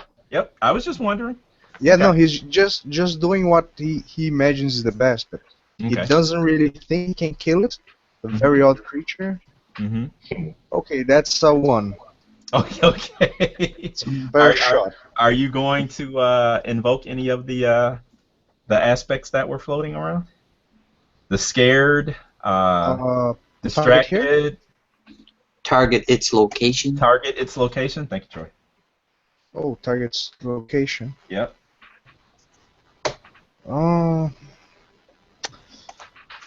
Yes. Can I use target its location? Yes, you can. That will cost you a fate point to do that, I believe. And that will bring your total up to 3. And let's see here. Do you want to do anything else, or is that good enough? That's pretty much it. That's pretty much it. Okay, cool. Okay, all right. Okay. So you see, and what do you? How do you attack it? How does Gauss attack it? With his bolt rifle? Yeah, I Okay. aim my bolt rifle at his power source or a small little box on his side Mm-hmm. and try to put a bullet in it. Okay, all right, okay. So you guys see that Gauss quickly just looks down the sight of his rifle and squeezes off a shot, and you guys see a spark as the round ricochets off the side of the creature and explodes in a panel further up the corridor. Okay, sending a shower of sparks going all over the place. Now you didn't do any damage to it, but you do, Enrique, you do create a boost, which is a temporary aspect, and you said that you wanted to basically frighten the creature more or less, right? Yes. Okay, all right. So that would probably be the boost that we would use. Okay. All right. So Enrique went last. So now it's me. Okay. So all that creating advantages and everything else, you guys have a lot of stuff floating around. So I would say the next turn will probably be it, but we'll see what happens. The creature kind of like wriggles its way up, and it turns, and let's see here. It's still distracted. Don't forget. It's who? It's still distracted. Yeah, I'm making a roll here to see what I'm gonna do.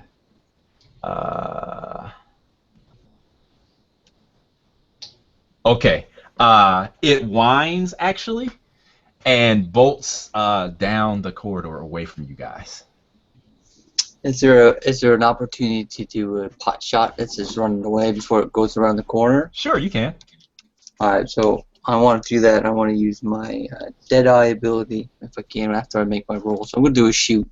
Okay. So, being that I don't have any weapons drawn at this point, I'm going to pull out my two revolvers. So these two black revolvers with these ivory or wood handled black revolvers with Darling 1 and Darling 2. Okay. Very good. Like, okay. this dog goes around the corner, so I'm going to make a shoot attack. Okay.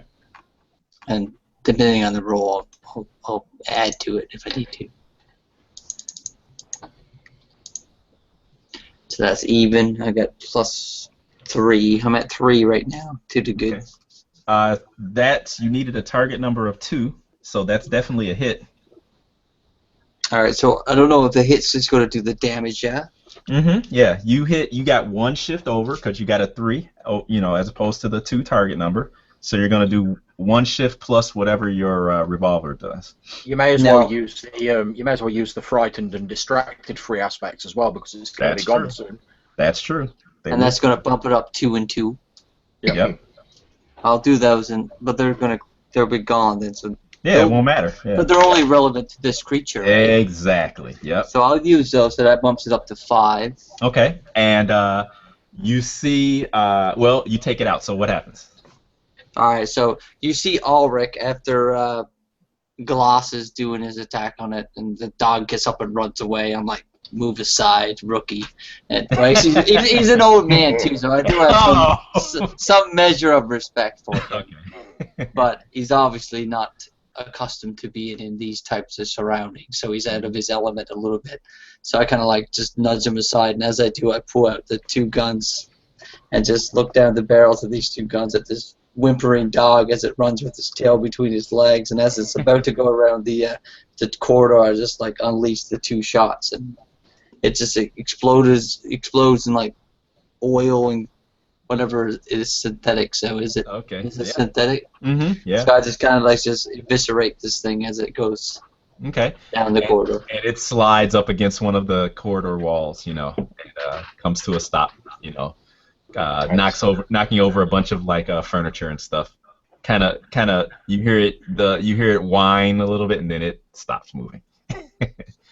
All right, we didn't find anything out about this dog. We don't know if it was security of the building itself, or. Well, you guys didn't really get a chance to examine it much, so you don't know yet.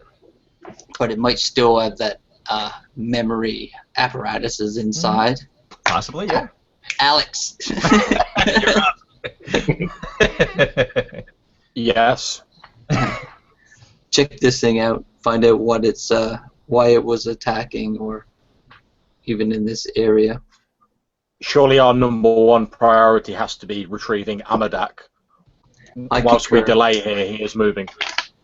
Right, and it was just the one figure, the one person that came from Amadak's ship, right? So this obviously isn't an ally of Amadak in any way.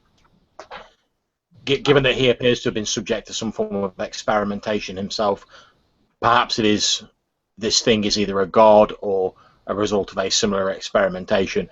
Either way, it's something we can look into further once we have apprehended an Amadak. I concur. You are the intelligence of the operation. As I blow the smoke from my two guns, and, Okay. put them back in their holsters.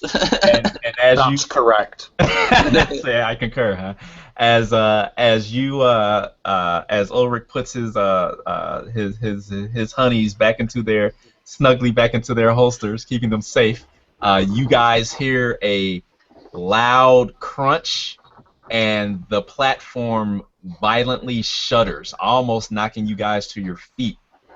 Okay, and then things kind of settle back, but you can tell that the platform itself seems to be listing.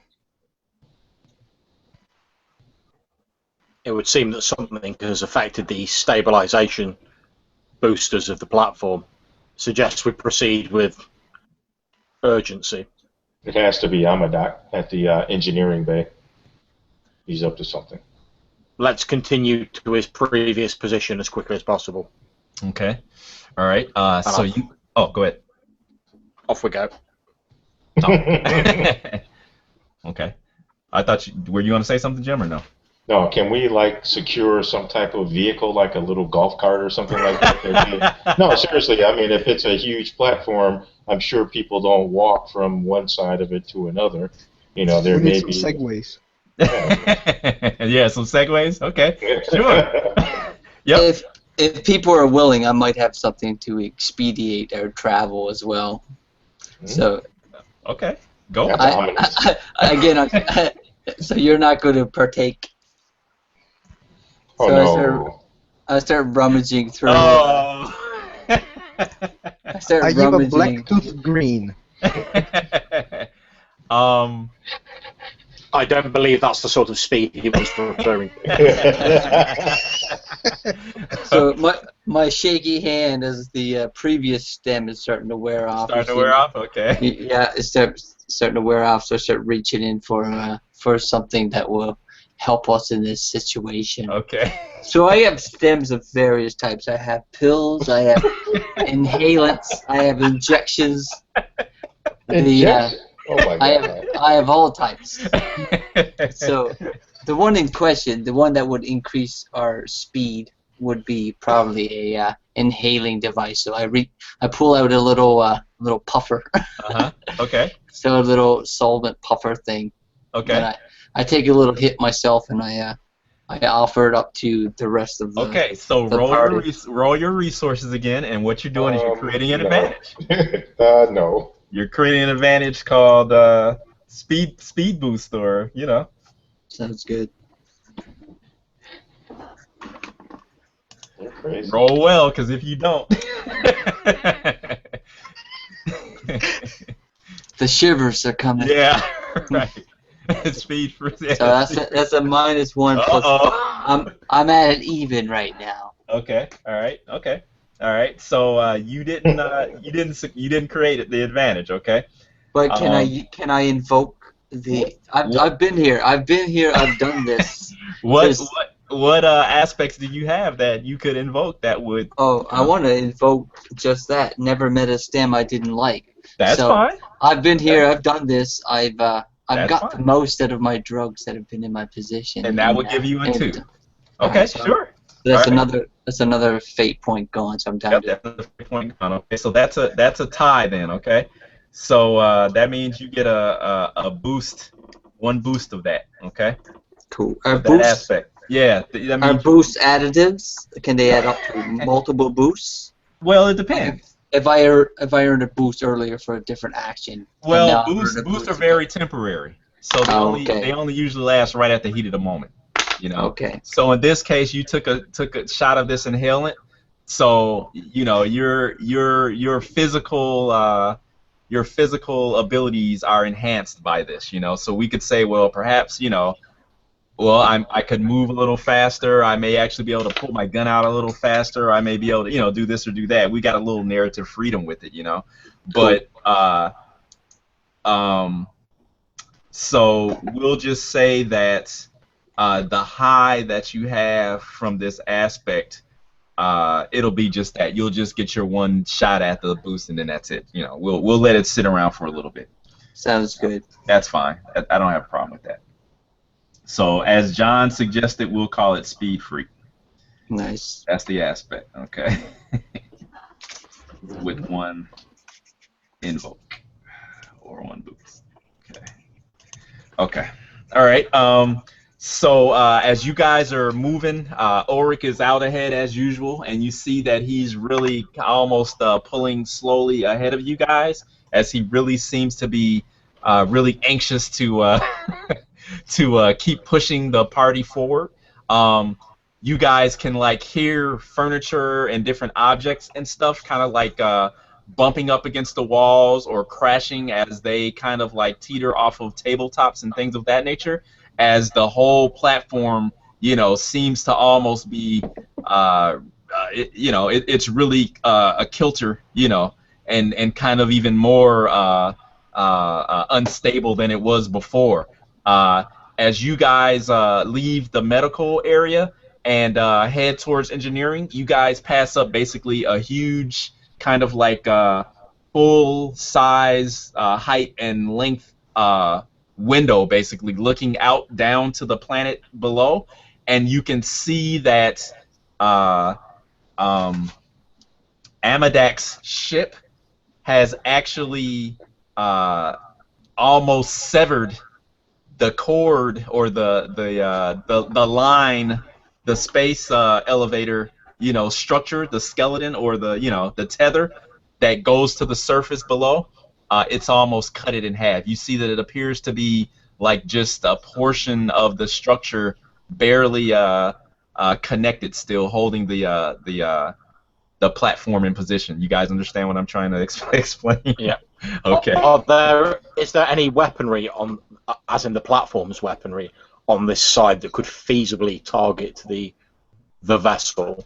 It's possible, yeah. Mm-hmm. Yep. Sure. Okay.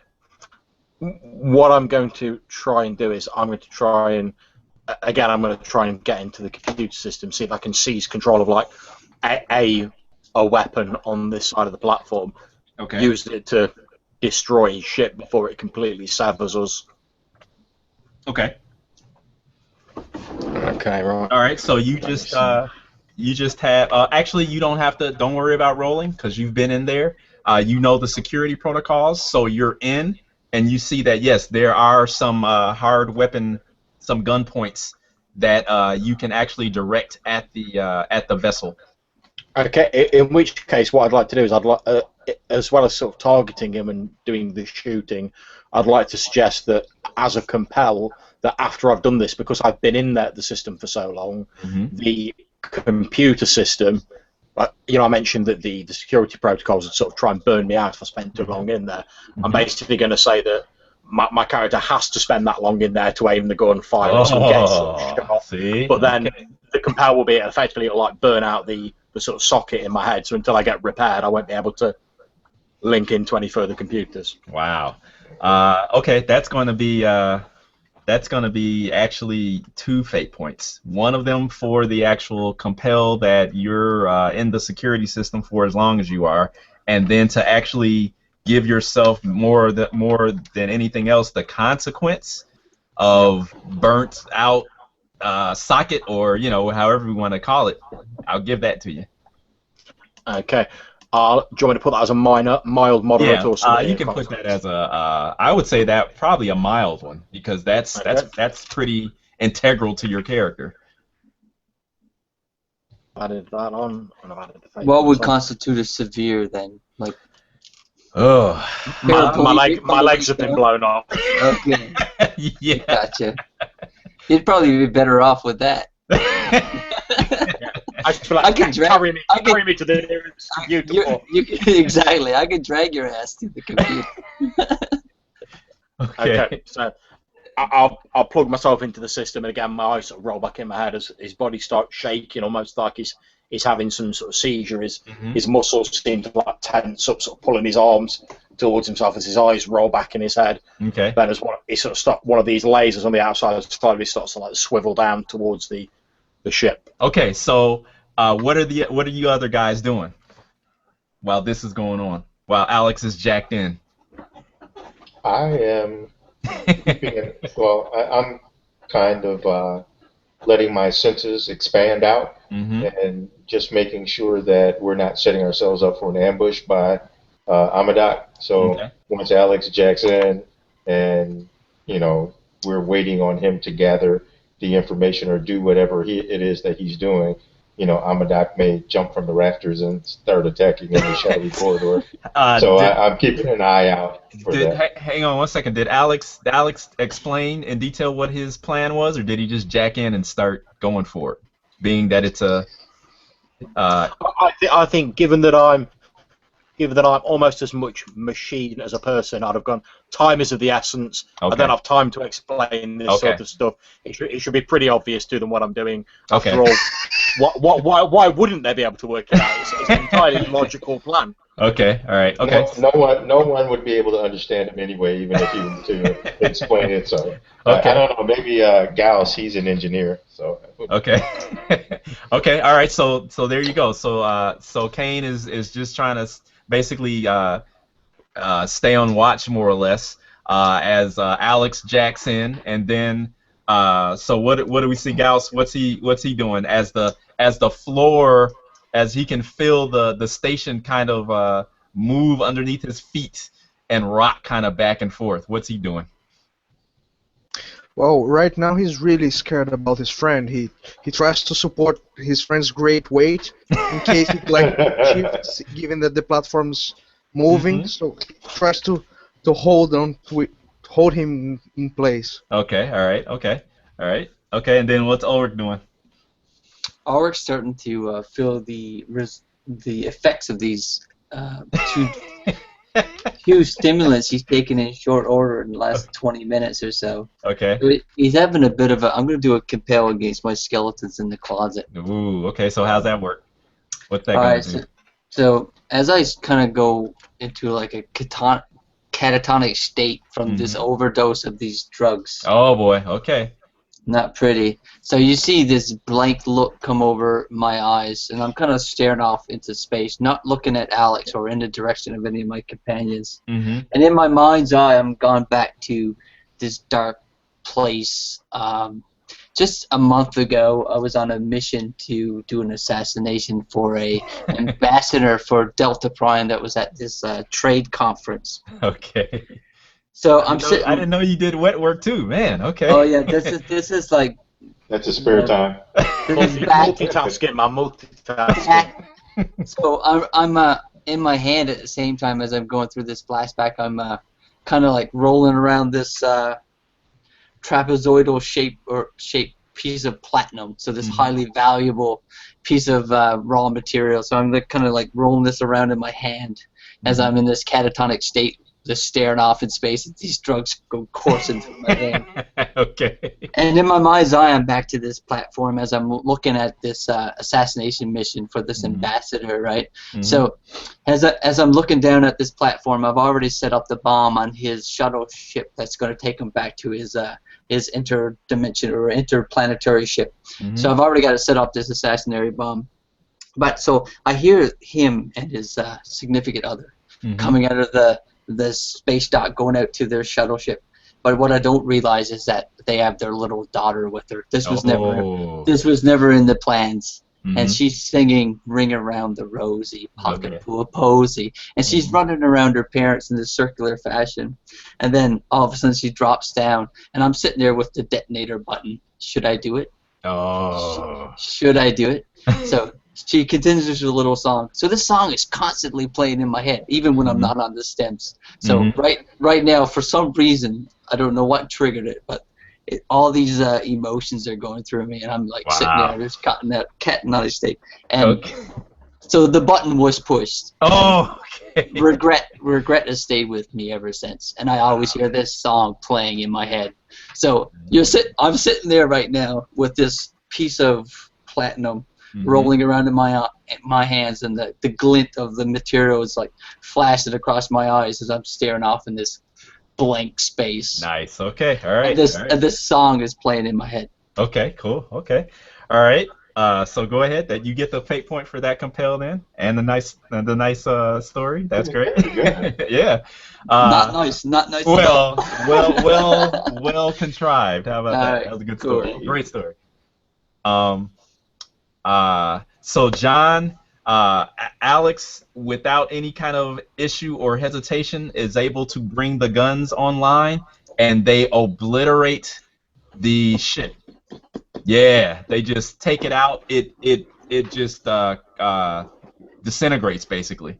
Okay, and you can see the few from this distance. They look extremely fragile and delicate, but you know that the beams and the girders are at least the thickness of like 2 men at least.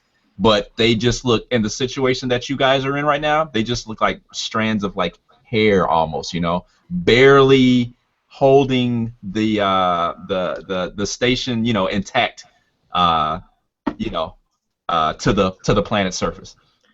I think that after the sound of the sort of the lasers firing, because as we all know, guns somehow make noise. Noise and smells. Right. We all know this. It's future. They've got future technology. As the sort of sounds finish, like it's mirrored by like the sound of like another explosion, like inside, just like a very small one.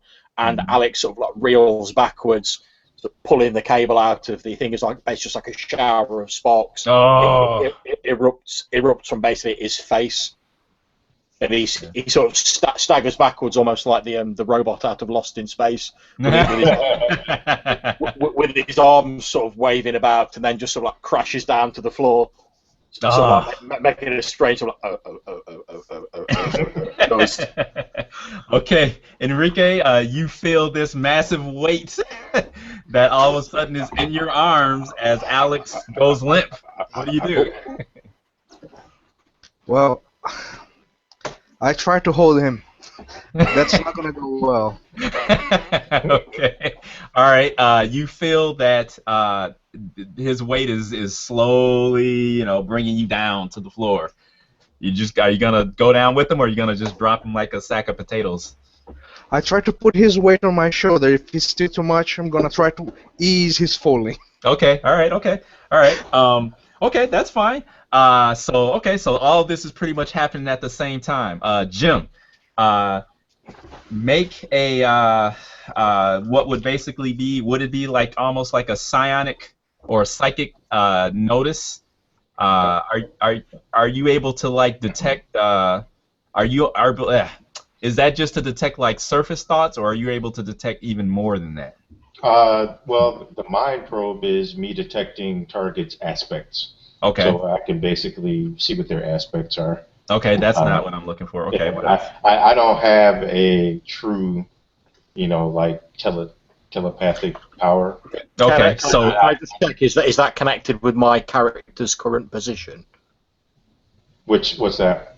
The David was asking you about the mind thing. Is that connected with my character's current state?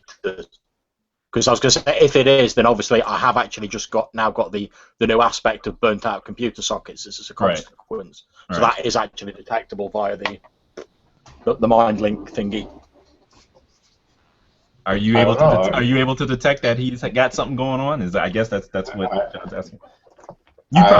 You'd have to focus on him and. Yeah, I just have to make basically it's an empathy roll. If they're resisting, it's against their will. And so, it's basically an attack. If I win, I'm able to ascertain one of their aspects. Okay. Yep. There you go then. Okay. Or I can pay a fate point and make a declaration and do it. Yeah. And give them one. If effectively, I'm sort of like going through my reboot sequence. So there you go. Okay.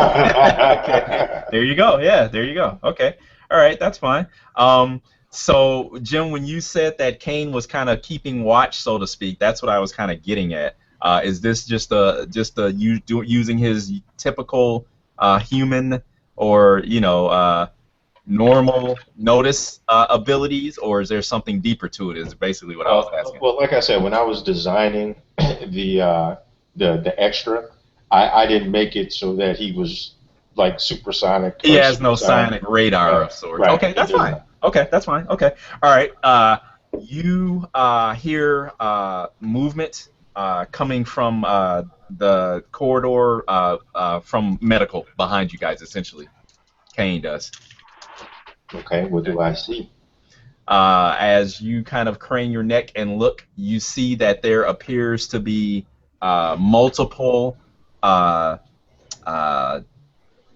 figures coming towards you guys out of the shadows, and they appear to be an abomination of some sort of human forms that have been severely augmented by various forms of cybernetics and such.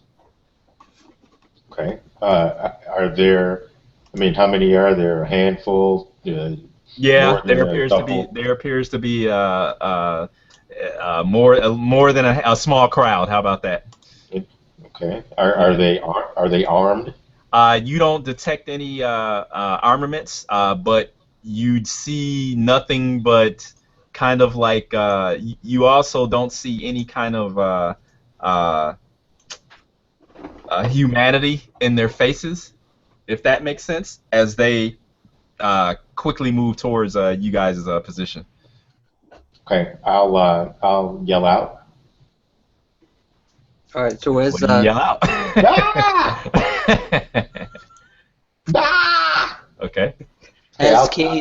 as Kane yells out, I want to try to taunt if I can. Can you do that in this game if I use my provoke skill Yes. to encourage these creatures to come to me and not my psyops friend or my other allies? Okay. So that is if I'm out of my catatonic state at this point. From my... Well, that's what I was gonna say. This as Kane sees this, pretty much what has happened is that Alex is in his reboot sequence.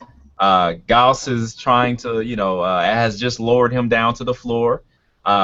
Ulrich is just finally coming out of his catatonic state, and that's when Kane sees these figures that seem to be quickly moving towards you guys. So yes, you can attempt to taunt them if you want, but as you look and see, it appears as though that you realize that you guys will quickly be overrun if you guys don't basically hot-foot it out of here. There's too many. Yeah. All right, good thing I have that speed freak thing. that last skid of or just a freak. And Jim, I lied. Actually, yeah, you do see that. It appears as though some of them are armed with some type of weaponry, although it looks quite strange to you. Okay, what I'm going to do is I'm going to push one with a weapon and implant a telepathic suggestion. That's what you guys see. That. Jeez. I'm going to put in a telepathic suggestion that friends are enemies and enemies are friends. Oh boy. That's the aspect that I'm going to create. Okay. In their mind. So it's basically a rapport to create the advantage, and I guess they would resist with their will to set the difficulty. Okay. All right. Okay. Go ahead then. So that's a create an advantage. Yeah, yeah. Yeah. Cool. Okay, so 2, 1, 3. Jim seems to like to create the advantages. That seems to be a go-to. Well, it works. I'm not a fight-oriented person, and there really hasn't been anything that I could really mind melt, that cool. I feel. So seems I got one of the 4 actions you can do. Again, I'm just talking out of character here. Sorry, guys. I'm just trying to grasp the game a little bit. So create an action or create an advantage is definitely a very valuable action of the 4 that you should always be keeping in mind. It's another strategy. Yeah, one of the things is that you want to create advantages so that somebody could actually finish things off. If everyone is creating advantages and no one's actually doing an attack action or a definitive, it's not progressing. Yeah. Right, it's not progressing. Yeah. But you're stacking it so when someone does do something, you can lay it all on there at once. Yeah, Yes. basically, Make a cumulative it basically build-up. rewards you for it rewards you for sort of a bit of forward planning, and it also encourages you to sort of act as a team, pretty much. I like that a lot. That's awesome. That's really great. Okay, so one of them has the. Is 3 your enemies. result? That's it? 3 is my result, yes. Okay, cool. Okay, all right. Okay. So that's a tie, so you get a boost. Okay, so the boost is going to be enemies everywhere. Mm-hmm. So it'll just begin, hopefully, attacking whomever is near it. Okay, got it. And it's only going to last for a quick moment. So hopefully enough time to beat our retreat. There you go. So basically, you see a number of them. They basically turn on one another and begin. You see you hear the whine and the release of energy as these strange weapons that they're using go off. And others are actually physically grappling with other ones. Okay, so now what? We need to try to move Alex's big ass. Alex is stirring. He's coming too. Oh, okay. All right. So I'm probably the biggest and most physically able to assist with that as well. So I'm definitely quite keen to assist. Yeah, I have physique of 0. So okay. Kane is already there on site with Alex. So I can. All right. Here we could do like a fireman carry and like shoulder, arm over each shoulder and like drag his Russian ass out of there. Okay. All right. Okay. So so who's doing the carrying then? You and Goss? I will do the heavy lifting, and Kane will do just the. Okay. To stop him from. No, sorry, me and Goss. Yeah. Goss. Okay. I'll do the brunt of the lifting, and Goss will just do the manipulation, so that his head doesn't like bang off of like apparatuses as we go through. As I'm sort of being carried, I'm imagining sort of like legs like dragging along behind, sort of on the ground as they're like carrying me off. Very good. Okay. In a sort of slurred voice as I'm sort of waking up, I'm going to basically try and give them sort of, since I know where Amadak was originally, I'm going to try and give them like an alternate route from memory so we can sort of run away but still be getting nearer to where Amadak is rather than just sort of like, we've run to the opposite end of the station that he's at. Okay, that's fine. That's fine. So what I'm going to do is I am going to actually compel your consequence that you have, and you guys hear Alex. His words are very slurred, and he seems to be repeating himself a lot. It's almost as if most of you guys, he got hacked. Huh? He got hacked. Right, exactly. Kind of like I was gonna say Max Headroom, but most of you guys don't know what that is, probably. But yeah, he's kind of he's kind of repeating his words, and it's just as if he's not able to his cognizance is not back to 100%. So long story short, it's really hard for his instructions to come out and for you guys to understand them 100%. Yeah, I'll take that fate point and accept that compel. Okay, all right, okay. Probably that, like left. Exactly. Yeah. Exactly. So, Jim, since Kane seems to be the only one that is, unhindered, so to speak, we're going to assume that you're out in front, pretty much trying to interpret Alex's instructions, okay, and lead the crew out of there. All right, is that good? That sounds good. Okay, all right, fine. Okay. There's also the aspect that's going on called unsteady footing, as the platform sways still. Okay, it's almost like being in a I can't remember the name of the ride at the amusement park or whatever, but it's almost like the floor is just constantly like tilting one way or the other. I guess it's almost like an extreme earthquake in a way, as you guys maneuver through the corridors headed towards engineering. You guys are actually able to apparently leave those mechanoid creatures behind as you guys travel onward, okay? But you guys are still hearing the signs of possibly the station almost deteriorating around you. You know how when I first told you guys how you guys would hear creaking and groaning and everything? Well, it's 10 times worse. And as you guys pass up some of the port windows or whatever that let you see outside, you guys see debris. So obviously parts of the platform are kind of like floating away into space, and actually others are going down into the atmosphere as the gravity of the planet, hangs onto it, so things aren't looking good. All right. You guys make it to engineering, okay, and it appears as though the door ahead of you seems to not want to open as Kane waves his hand in front of the sensor to open it up. It flashes red. Okay. I will quickly run towards the lock or the electro lock where you punch in the code. Okay, and I'll try to fiddle with the wires. So Goss, he leaves, and let's Ulrich take the brunt of Alex. But Alex, at this point, you think you can stand on your own. You're not. You're just. I'll sort of steadily. Yeah. Stumble to my feet, sway a bit, and then sort of stand up. His voice will still be sort of quite slurred, and he occasionally repeats himself. Okay. All right. Okay. All right. So Enrique, you're there. You're in front of the door, the panel. What are you gonna do? Okay. First off, I hit it with my machete, and I open like the panel. Okay.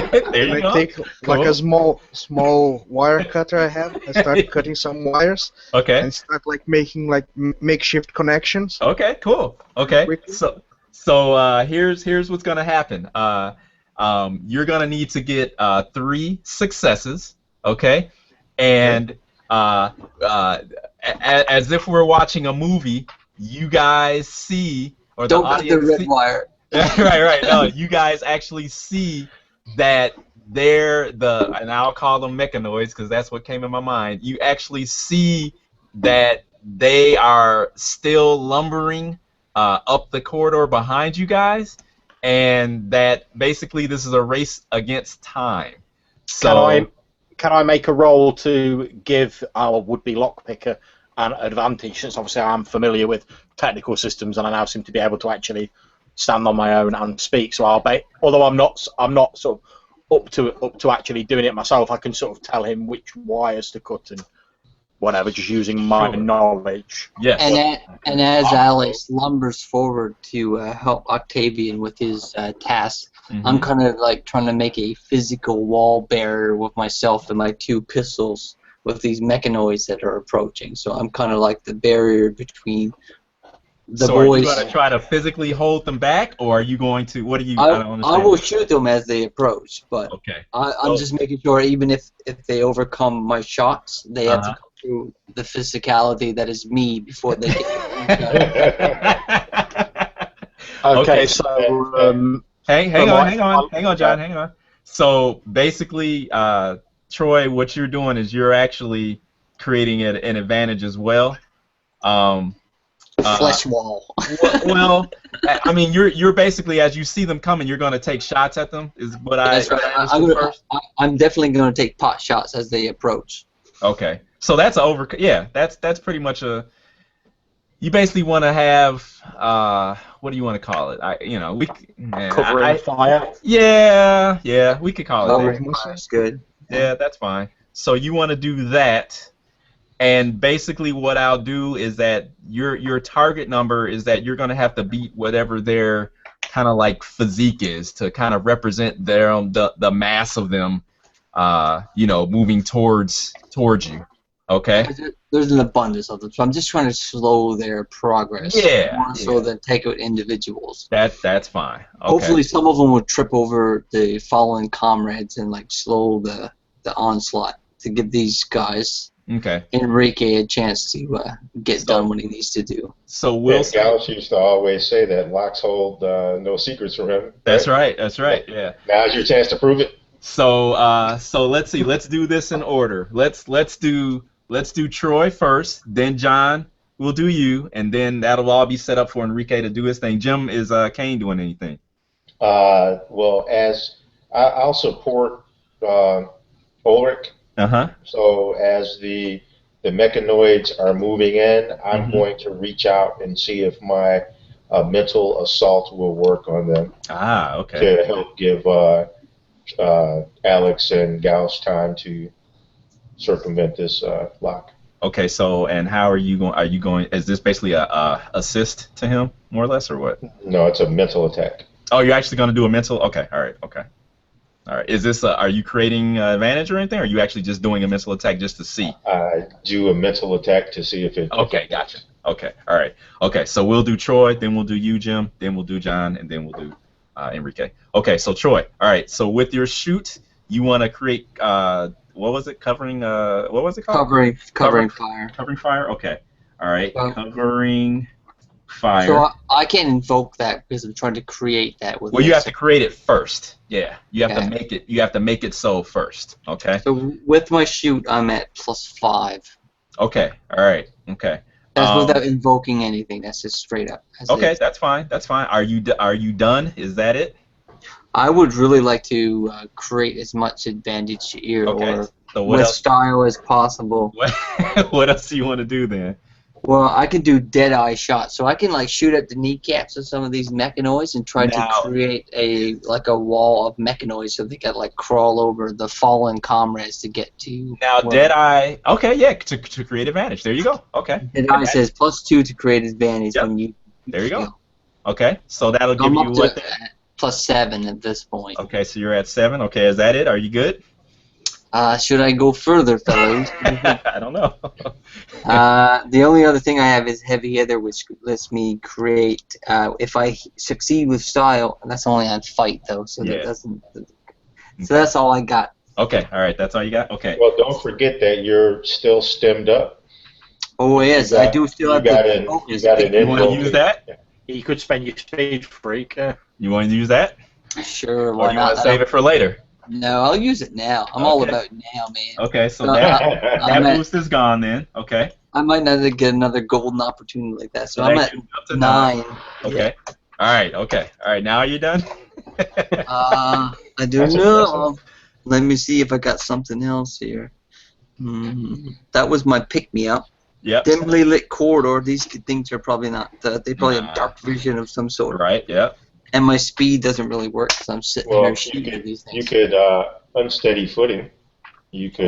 That's what I'm invoke using. that. That's what I'm going to use against him. But yeah, that's fine. Yeah. It'll wash. It'll wash. You'll spend a fate point for that though. Yeah. You Right. do. Yeah, I'm The okay old- at that. I'm at 9 right now, Dave. Okay. All Hostile right. invoke. Okay. So. So I Um, pull out Darling 1 and Darling 2 and start unleashing on these freaking mechanoid Okay. That's robotic fine. creatures. Yeah. That's fine. So it really doesn't even matter if I compel unsteady footing, which I was gonna do, but you're good. So you succeed with style. Okay.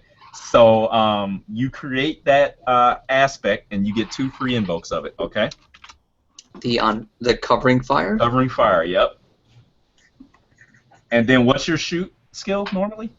My shoot skill was +3. +3. Okay. All right. Okay. So my goal was again to just make a pile of robotic. Bodies. Exactly. Okay, Just that's cool. Okay. slow it down so Enrique can do his whatever he's doing. The I guy know, right? from- He's got it. the guy from the woods trying to cherry rig his door, whatever he's doing. Okay. Okay. All right. Jim. Okay, I will reach out with all of the hate and anger that I have in my mind and Hate focus. leads to the dark side. Well, hey, you can't get much darker. And I will make a mental attack, and I use my provoke against their will. I am Cause going to mental stress. compel your subtlety is its own power. Uh, Yeah. well, I don't have anything to resist you there. Okay, because all right, I'm so out of take fate the- point, so Take the fate I'll point. take the fate point, and I'll change my tactic to something more subtle than Okay. an outright attack. Okay. And I will attempt to create a telepathic suggestion of empty corridor. Ooh. Okay. That's good. Okay. Okay. All right, so that becomes a rapport create advantage. Mhm. I don't really have much to draw on, so let's see. Let me clear. I think I said before that they had a will of 3, I believe. So Holy crap. yeah. Okay. Okay. So that is a 2 Mhm. and I will Come on. invoke my subtlety is its own power. There you go. So you Yep. compelled it. Yep. So I'll bump it up to a 4. Okay, cool. All right, so you do it. Okay, so you get the aspect with 1 free invoke. All right, so empty corridor is the Empty aspect. corridor. Okay, all right, okay. So empty corridor. Cool. Okay. All right, John, you're up. Okay, splendid. Come on, guys. Okay, that puts me on a. Oh wow, plus. good roll. Man. That puts me on a. I'm trying to use I'm using resources, which is a slightly lower roll. Okay. Mainly because it's my knowledge of like the company resources and being a company resource myself, Yep. which is 2 plus 3 takes me up to 5. Mm-hmm. Then I've got plus 2 to create advantage using resources when acting on the interests of the company. Okay. Obviously, we're trying to get to this dude. So, okay. So that's 3, 4, 5, 6, 7 on the roll. Okay. Wow. Good. Okay. And I'm going to create the advantage of cut the blue wire. Mein Gott! I'll be sort of slumped behind you, sort of probably like leaning on your shoulder or something. Cut the blue wire. Very good. Okay. All right. Okay. All right. Okay, Enrique. All right. So now. Okay. And that's got 2 invokes, right? That's got 2. Yep. 2 free invokes. Yes. 2 free invokes. Okay. Yep. Okay. So, all right. So now you are trying to rig this door open. So you're using your burglary, right? yeah, correct. Okay. All right. So your target number, just because of the difficulty of this, will be a target number. It's only 3. Okay. So now what we're going against is basically you're fighting against the creatures that are coming up the corridor behind you. Okay, pretty much is what you're doing, and kind of the difficulty of the door itself too, thrown in there if that wasn't enough. So go ahead and on your first roll, you go ahead and make your burglary roll. And see what you do, and then you can decide what you want to do after. Oh boy, okay. That was No. Oh boy. Oh. Goss's hand is kind of shaky. Invoke everything. Okay, so what's your result on that roll, Enrique? that was a fair result. No, Fair, no, so that's a average. 2. Average. 1. Oh, 1. I'm sorry. Okay, 1. Yeah, all right. sorry. Okay, so now you needed a target number of 3. Okay, so what do you want to do to bump that up, or do you want to spend a fate point and re-roll it first? I think I'm gonna first use the cut the blue wire. Very good. Aspect. Very good. I look at Maximov and I say, "All right, big guy, let's try that." Okay, so now And a crit. that's a tie. Okay, so that means that you succeed. Okay, but it's still at a minor cost. Okay. Okay. All right, so that's a good. That's 1. Okay. Okay. All right, that's 1 out of 3. Okay. All right, so now the creatures make their lunge forward. So Ulrich has a shoot skill of 3, okay, which is my base target number. All right, but then I've also got he's also got covering fire, which basically he can kind of use that as a compel actually against me. And then if someone wants to pay for it, we've got the unsteady footing. And then actually, I'm going to lose. Jim, how many invokes did you get with Empty Corridor? 1? Just 1. Yes. Just 1. Okay, all right. So do you want to use that now? Okay, hold on. Explain to me what's going on. So basically, all the advantages that you guys have made are going to be basically compels against these creatures, more or less. Yeah, I definitely want to use the covering fire and myself to block the creatures from getting shots at Octavian for sure. So the creatures are moving forward, and pretty much what's happening is that Goss is trying to get the door open before they get there.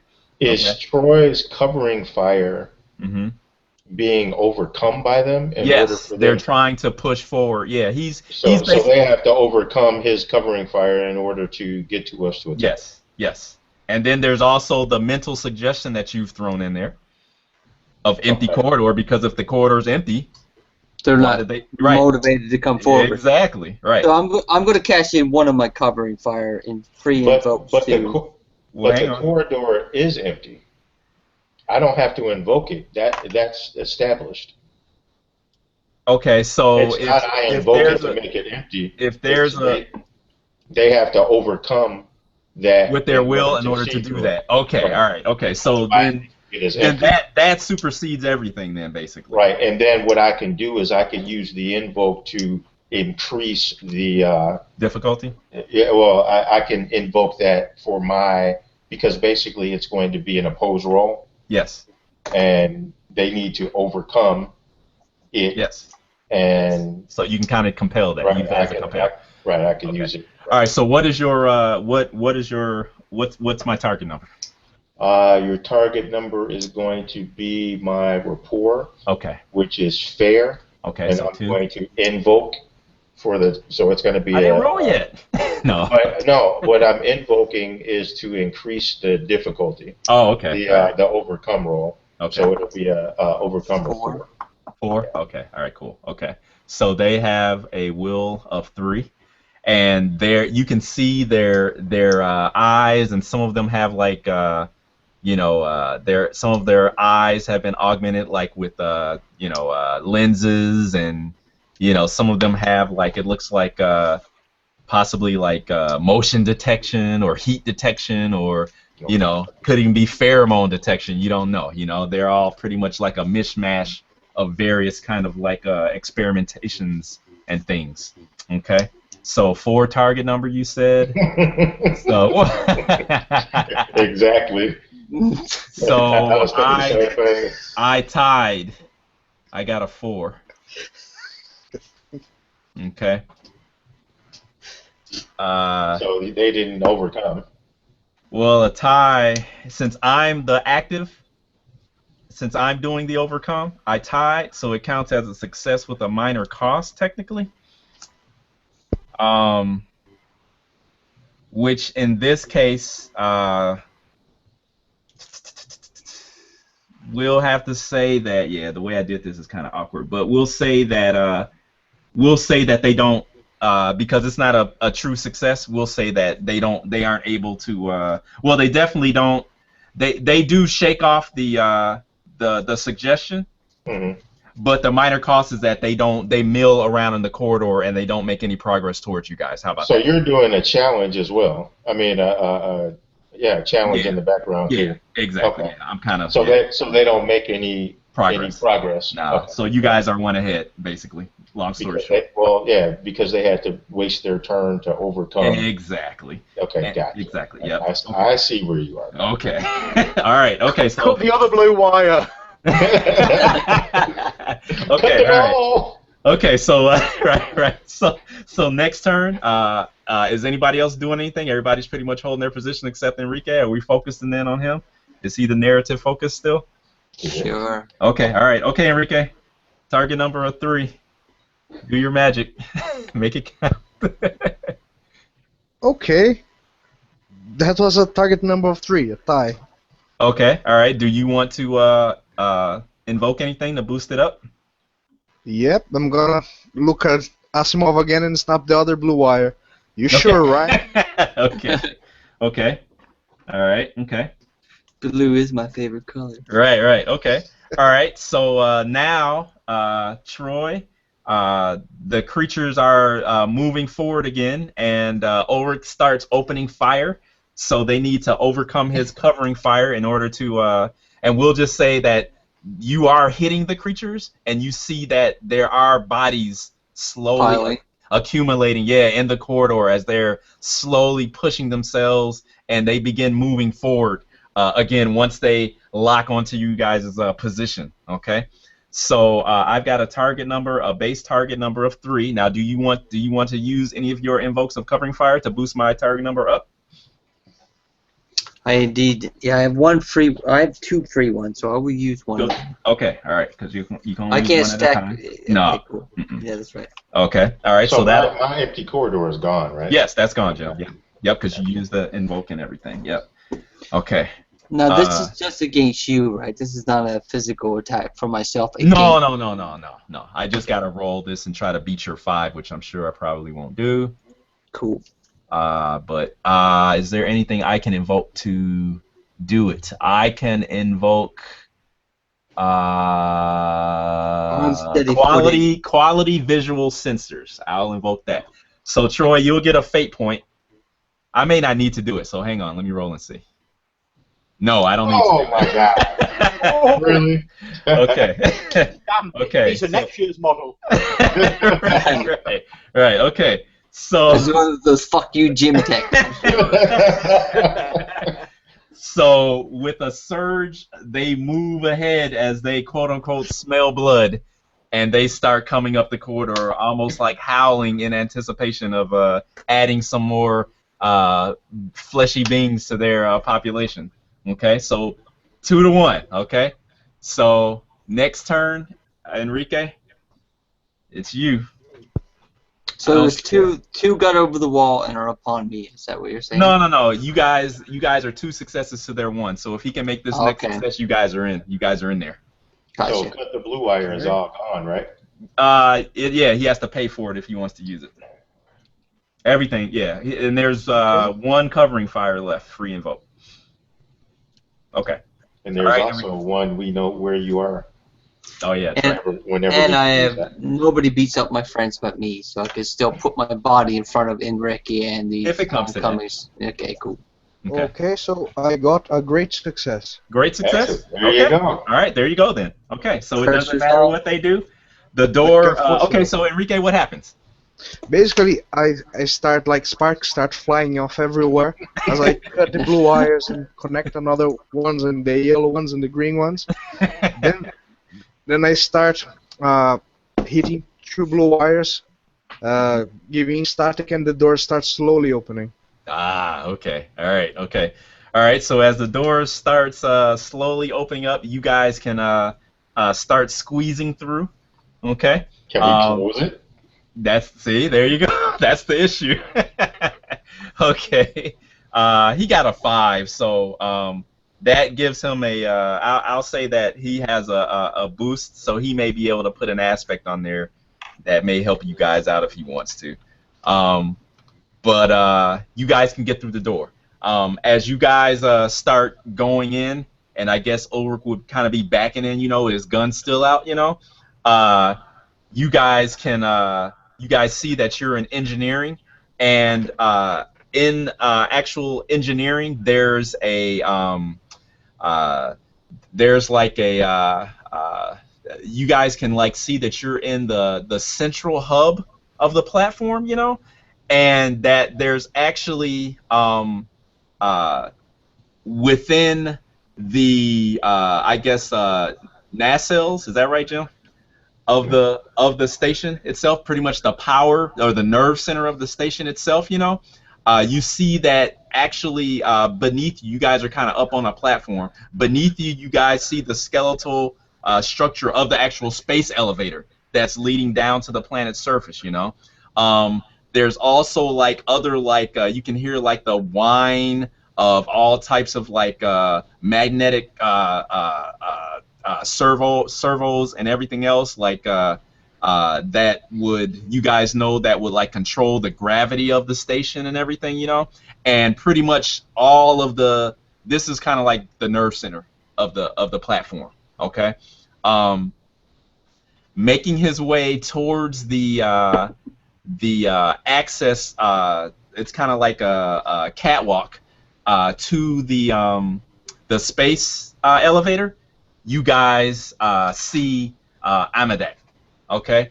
And you see that he has just dispatched what looks like a mechanoid that was on the catwalk in front of him, and around the floor you guys can see the bodies of some other mechanoids that apparently were in him with him that he has taken out, okay?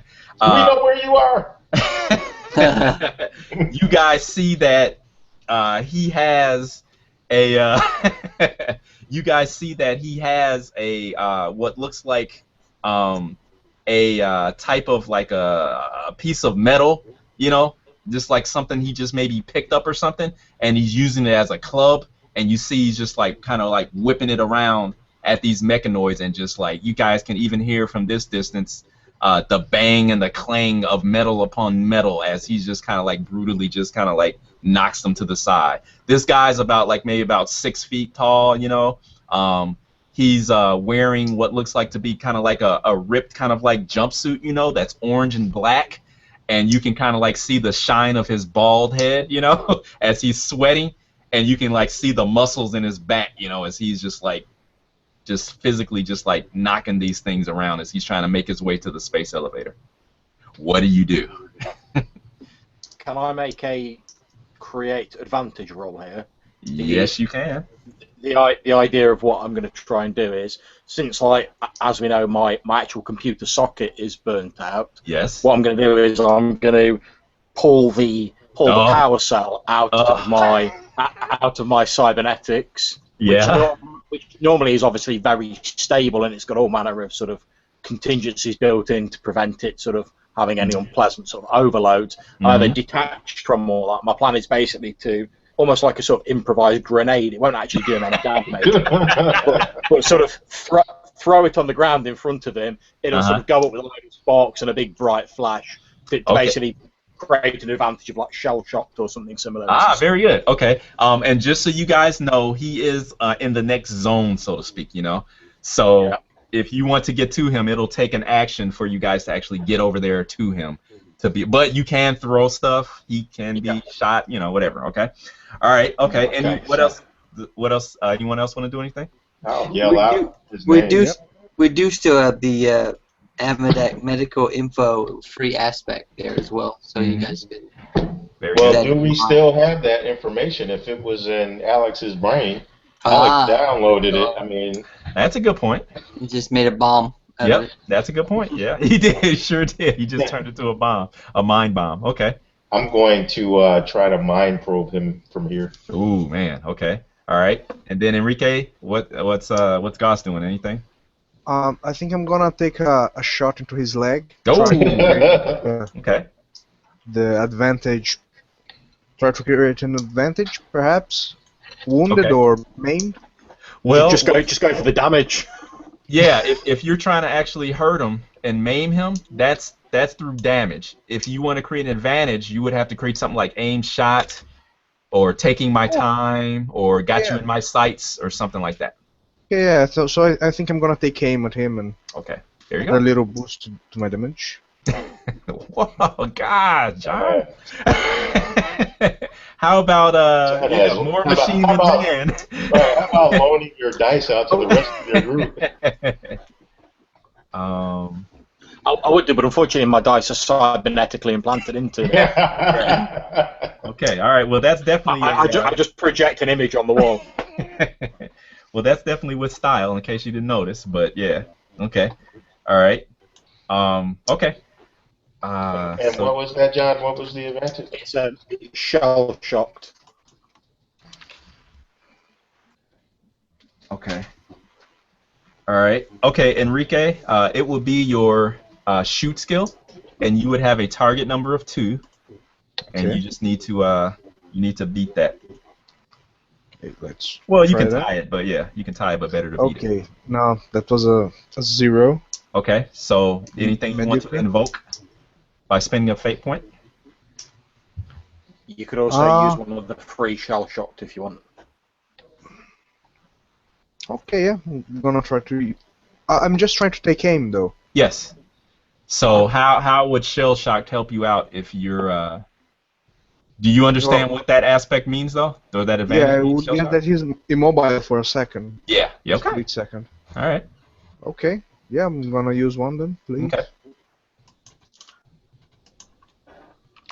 Yeah, so that's a reroll or. It's a reroll or +2, whichever you want. Reroll. It's better. Okay. +2. Okay. Okay. Okay, it didn't work. Oh, thanks. Yeah. Okay. All right. So what is your shoot at? 1, right? Yeah, my shoot is at 1. Okay. So now you're at -2. So if you use shell shock, that'll bring you at 0, and you still need 2 more points from somewhere. No, I think I'm gonna stay at -2. You gonna leave it alone? Shooting is not my thing. Yeah. Okay. All right. Okay. So you failed to create the advantage with narrative consequences. Okay. So basically Goss is standing there with his bolt rifle, and he's peering down the scope, looking at Amadak, trying to get a shot, but because Amadak is moving around and swinging his club and everything, you can't get a good shot right now. Okay. Maybe I looked at a flashbang when it went off, so it kind of blind one eye. Okay. Blind me one eye. All right. I'll give you a fate point and I'll put an aspect called blind on one eye.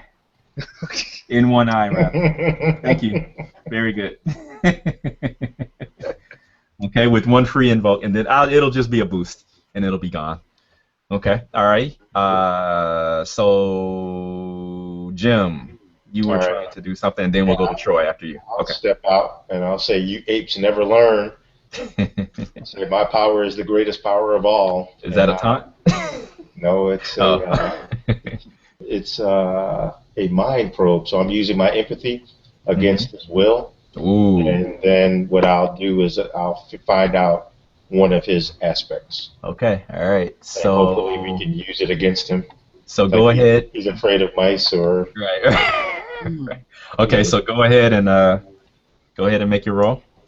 Okay, so this is generally pretty good for me. So let's see here. And this is the last, in case you guys didn't know, this is our last encounter. Then all right, so I got a -1 plus what? Yeah, I got a 2. Okay. All right. So what do you want to do with that? Not much. That's all I can do. I don't have any fate points. So.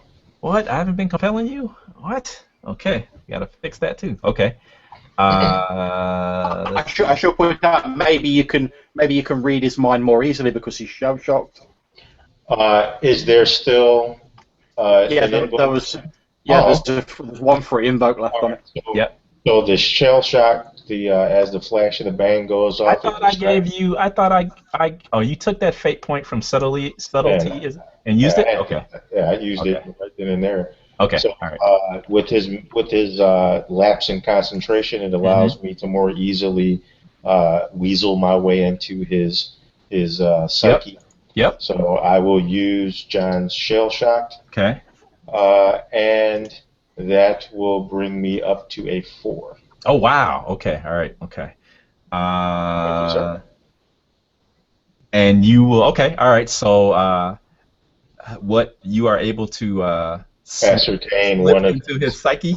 Yeah. And how does that work? How does that sound or look or describe that? How does it look? Yeah, I mean, or well, the veins in my forehead pop out as the cybernetic organism implanted in my hypothalamus begins to pump and charge. There's a slight wave or ripple in the air. Ooh, okay. Kind of like a distortion field almost. And you can tell that something's going on as it cascades its way towards Amadak, and it washes over him, and either he reacts and laughs, or I'm in. One of his aspects is ex-company ranger. Okay. Okay. Now, is that an actual advantage that's floating out there, or no? No, I know his aspect, just like you would know. Okay. You have your high concept trouble aspect, whatever. All right. Okay. Well, there you go. He's the ex-company ranger. Okay. All right. So Troy. So you see Ulrich. He pulls his leather duster that he's been wearing since he got out of that super gay freaking space outfit he wore when he's tethered from our ship to this thing. So he's wearing his big leather duster. So he kind of pulls that aside and rips off his synthetic mess and throws it aside and pulls out his 2 Bowie knives. Actually, before he pulls out his 2 Bowie knives, he reaches not in his fanny bag but behind his back, and he pulls out these 2 massive 6-inch syringes. and he like jacks these things into his 2 quads. Oh gosh. And I'm gonna create an advantage called Last Call. Okay. So someone's gonna get fucked tonight, and I'm gonna be doing the fucking right. Okay, So, last call. Okay, so use your resources. so he jacks these things into his legs. Okay. Oh my gosh. Okay, target number 2.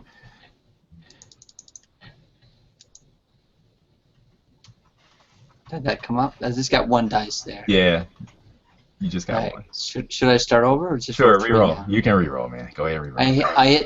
I hit the 4 there. Clear it and put 4 back in. Okay. So Okay. again. Again. So it's even, and Okay, my so it's even. resources was +1, so I'm at +1 right now. Okay, so is there anything you can do to bump that up? Oh, it's got to be. Again, I can invoke that. Never met a stem I didn't like. Okay. So +2. Okay, so that'll cost a fate point. So you're at Right. I'm at 1 fate point, and I'm at 3 with At the 3? school. Okay, all right. So you did it. Okay. So you get 1 free invoke for that for last call. Last call. Yep. Okay, so you guys see Ulrich jab these 2 surges. they're like and Hulk out. yeah. So I'm all jacked up on these things at this point. It's like the science fiction Bill Bixby, man. Right. Right.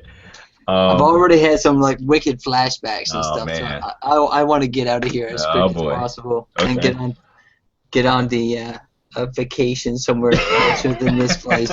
So you could do another assassination run. To Yeah, relax? probably. It's good money. I do have a nice piece of platinum sitting around somewhere to spend on some at some fancy dancing bars. For your information, you guys can hear banging on the partially closed doors that you guys came through, rigged open, that Goss rigged open to get you in here. So the creatures are there, and they're trying to force their way in. Okay.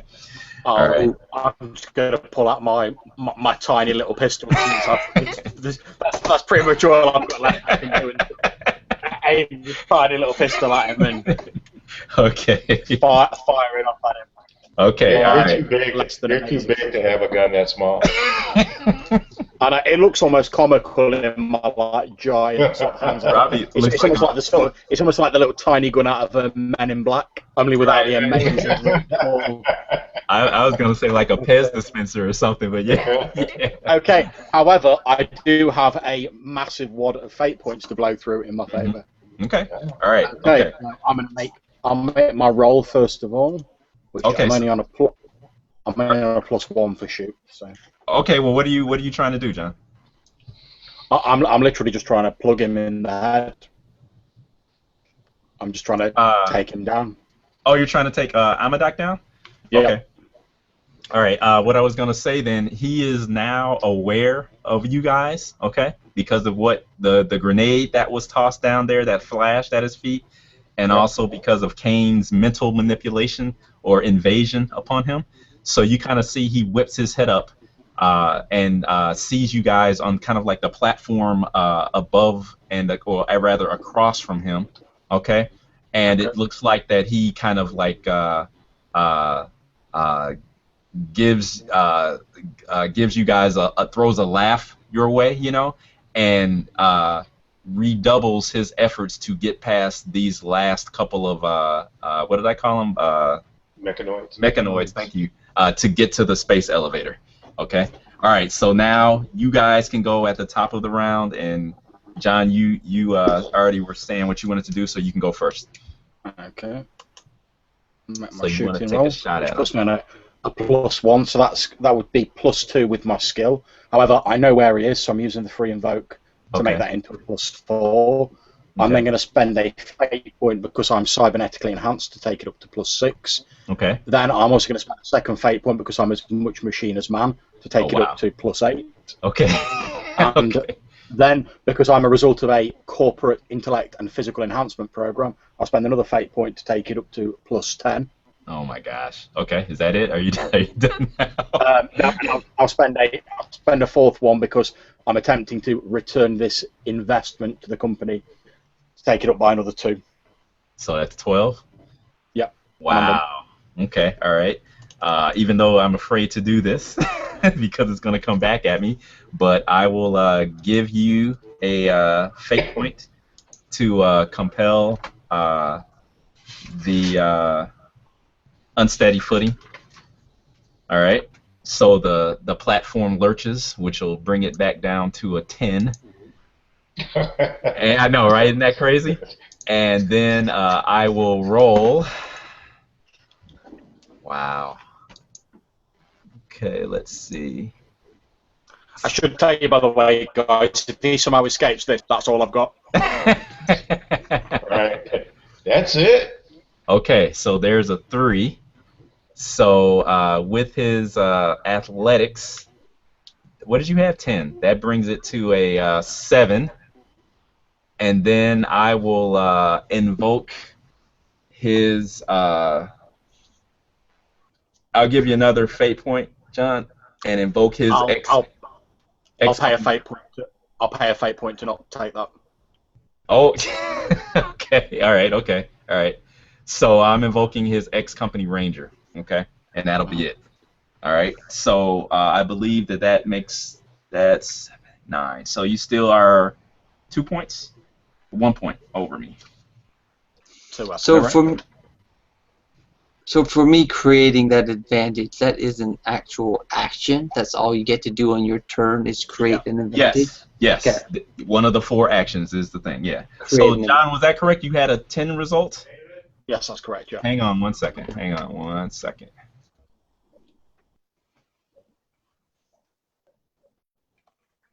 I should warn you guys that after this, my character's about to slump over to the floor with like an empty battery sign shining in his eyes.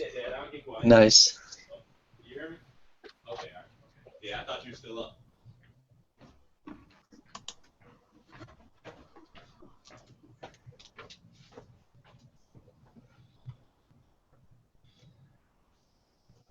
Okay, all right.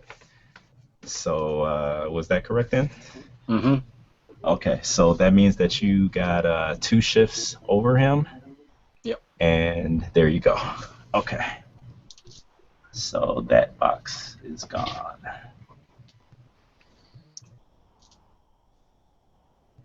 Okay. So that's physical and mental. Wow. Okay, good shot. Okay, so who goes next? Back to Kane or Octavian. Up to you guys. John went first, so. Oh, is that the way it works? Yeah, you guys can decide who goes next.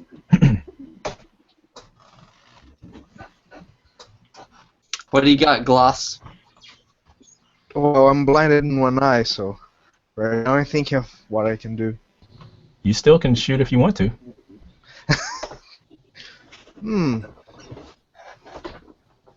Not yet. I think I might create an advantage. Okay, what do you want to create? Well, can I use my lore to perhaps remember if he have like a bad shoulder or a leg that doesn't work so well? We do have his medical info still with a free invoke. Yeah, but we said that was gone because. Yes, yeah. Brain dead now. So scratch that one. But Okay. you can try to. I'll just make it a little bit difficult for you to recall the information, but sure, you can. You want to try it? Okay. Yep. I'm gonna try to use my lore. Then. Okay. All right. Okay. So it'll just be a target number of 3. Cool. I have lore +2. Okay. Still no. Oh. Okay. All right. Okay. So that'll be Goss's action. So either Jim or Troy, one of you guys. Jim, you got something? I'm just gonna attack. So go ahead. Yeah, I'm gonna attack too. See some psyops actions here. All right. So Tag team. there we go. All right. So I will allow the buildup of my rage and hate to shoot out from my personage in his general direction, and I will afflict him in a mental assault. So my provoke against his will, attack action. Oh wow. Okay, that's easy. Okay. If I can find a die. Okay, here goes.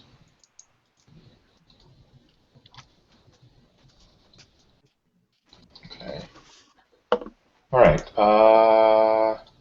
There we go. Mm-hmm. And I got a 5. Okay, is that it? That's all I can do. Okay.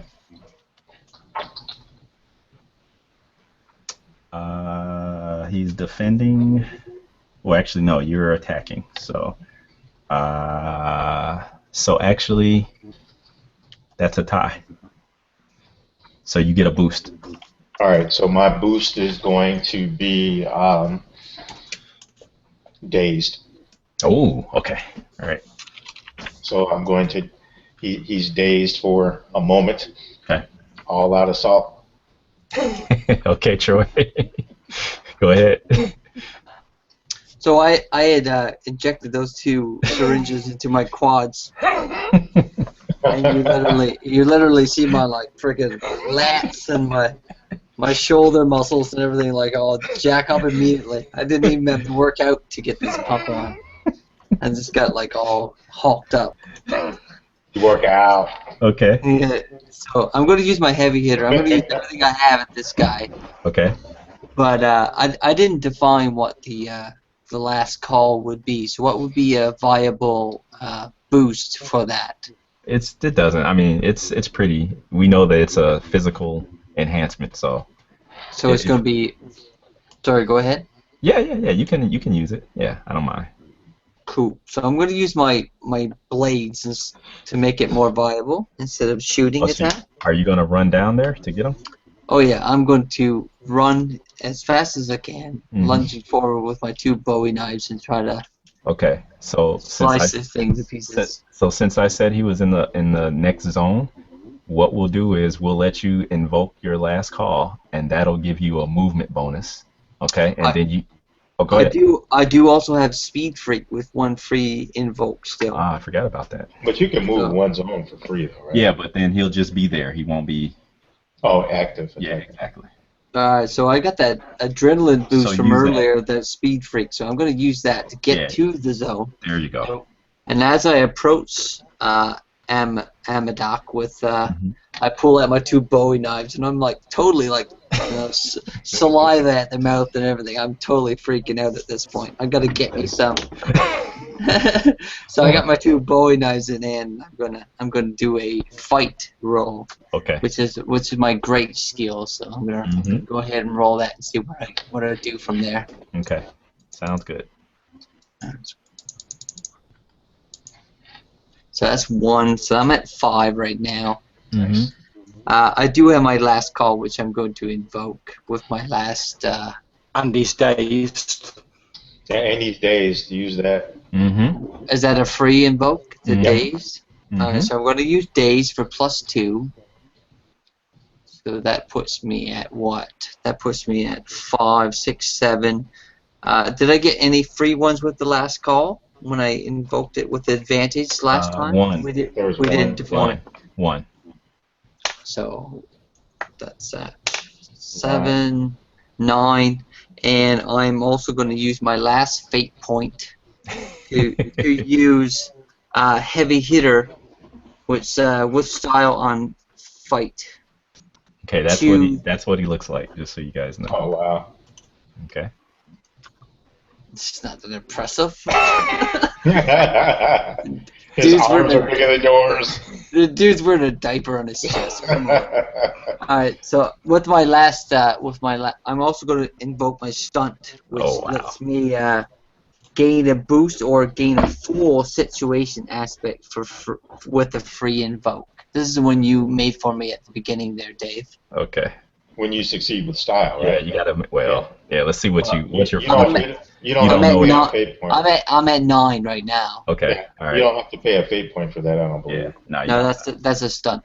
Okay. So I'll determine if I want to get a boost or to get the ongoing invoke. Okay. So what you have to determine that. Okay. All right. So you got a 9.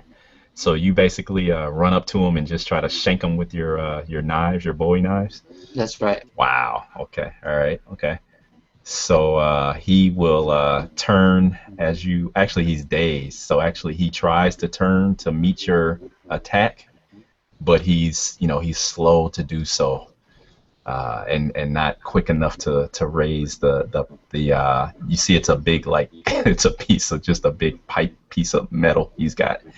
So he'll use his fight skill to try to counter you. Yes. And let's see here. And he will also use his let's see. Okay, here we go. I can't let this be quite as easy as it's gonna be because you guys are pretty good.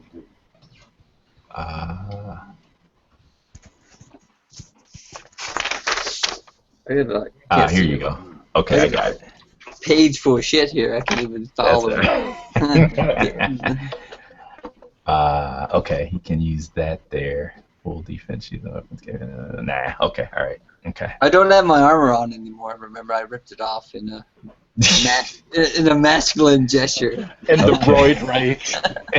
Exactly. Okay, so he has a. Oh wow. Okay, so 4, and he will invoke his ex-company ranger to get that up to 6. So you get a fate point. You get a fate point. And then he's going to invoke his high concept, which is Last of the Alpha Furians. So that's going to give you another fate point and bring it up 2 more. 2 more for him to bring it to 0. Yeah. Okay. There's nothing I could do to. He's not counteracting. He's not attacking me as a counter. It's just to cancel out what I did. Well, he tied you, right? Cool. Okay, so you get a boost off of that, though. So we can't like go back and forth with where I could stack on something else with those fate points that you just gave me. They're not.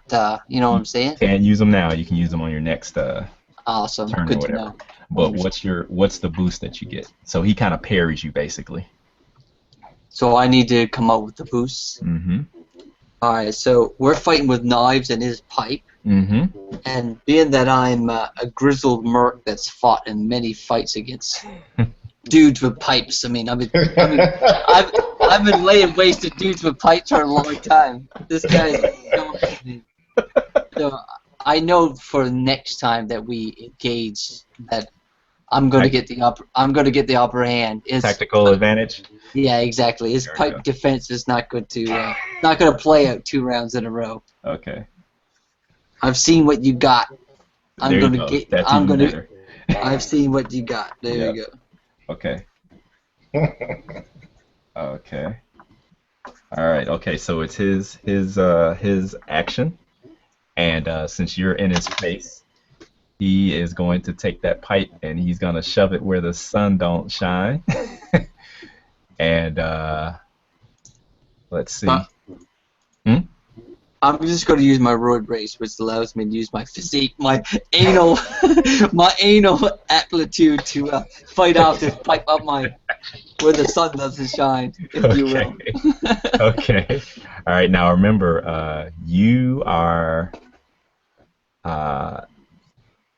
He still has a clear shot now at the space elevator. Okay. Yeah, because you didn't block him off. You kind of came up from behind and attacked, like the coward you are. So, all right, okay, all right. So he attacks, and he will get a 7. So again, I get to counter that with my fight, or physique in this sense, because I'm going to use my physique for defense instead of athletics. You're gonna soak it, or attempt to. So I got +3 on this. Okay.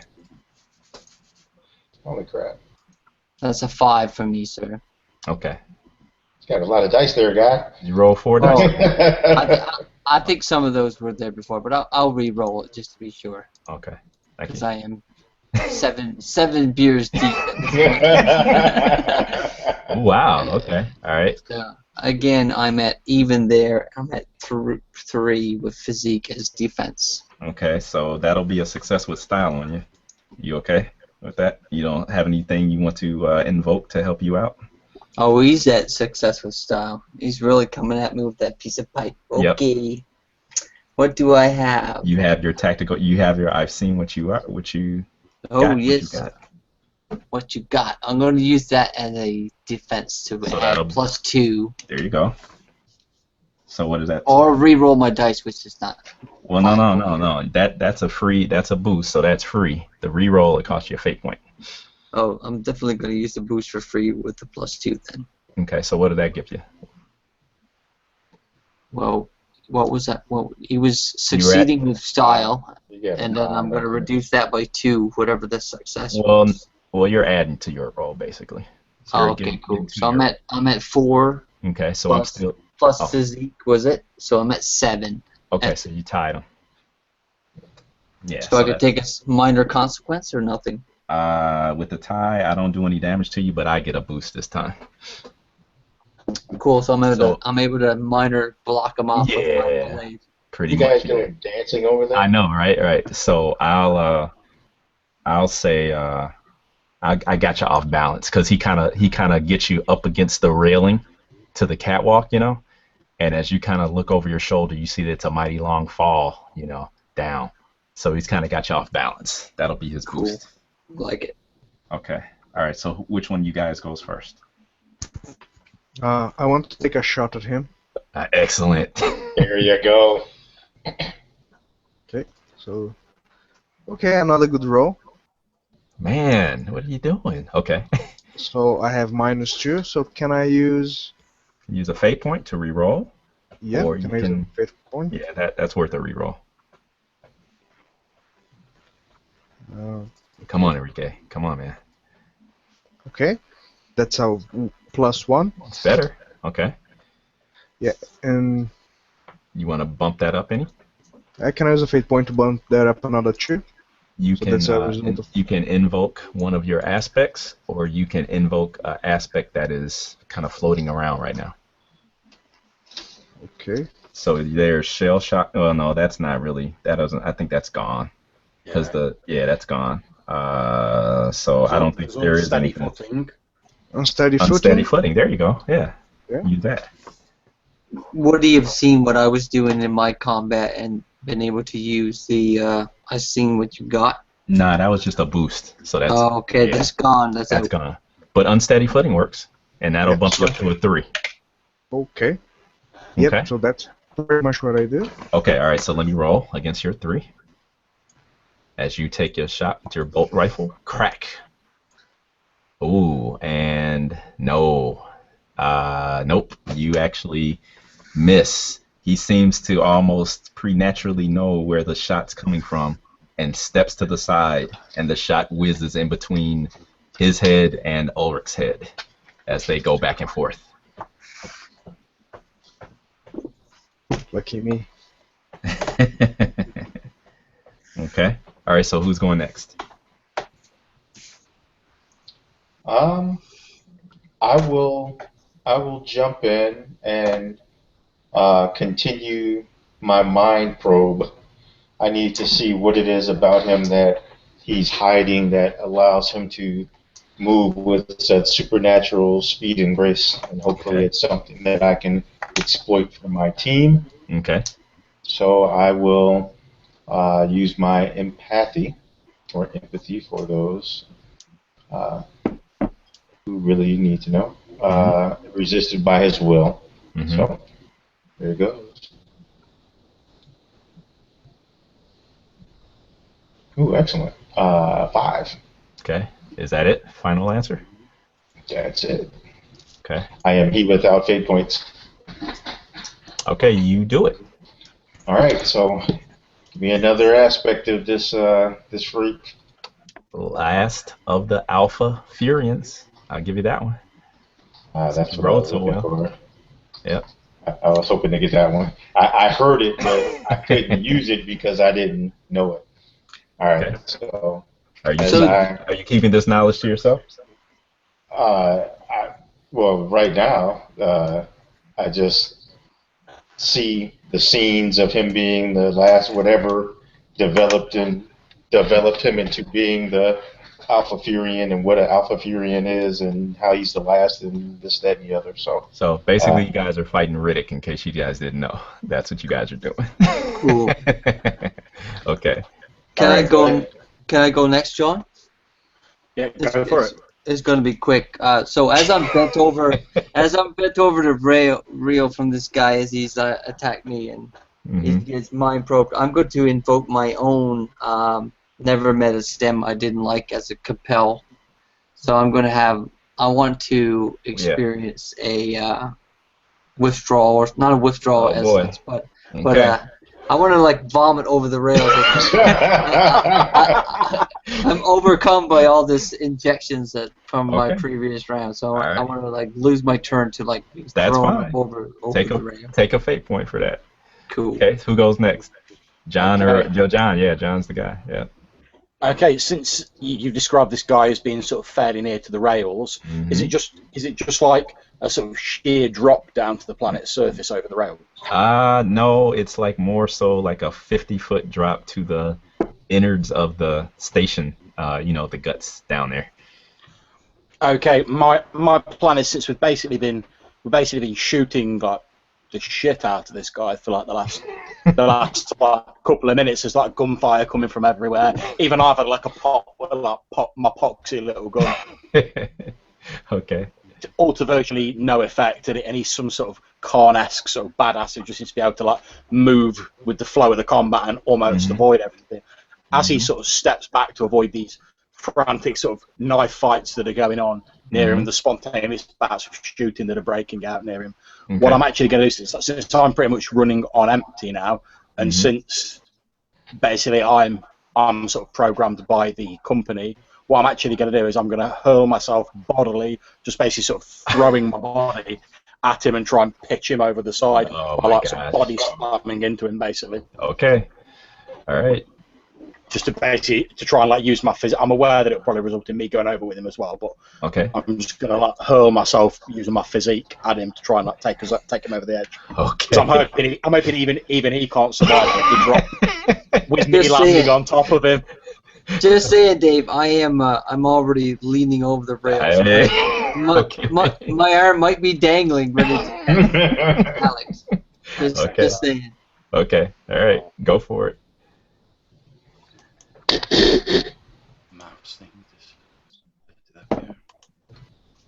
Okay, so I am on 5 with that. Okay. Is that where you stand? I'm going to use my very last fate point, since I'm as much machine as man, to boost it by 2, which will take me up to 7. Okay. All right. So what I'll do is I'll use his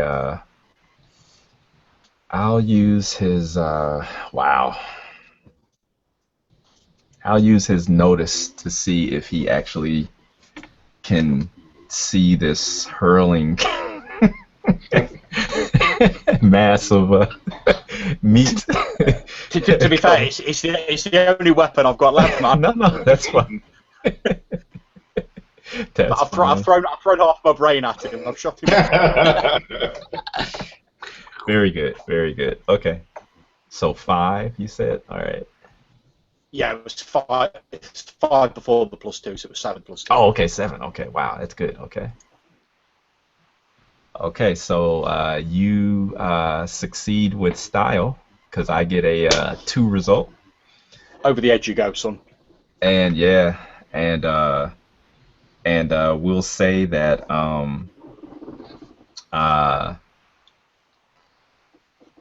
wow, yeah, okay. And since you succeeded with style, we'll say that you're able to actually grab onto Ulrich's shoulder, and you're hanging on, dangling over the side as you guys see. Well, I've probably just given you the gift of a dislocated shoulder, Ulrich.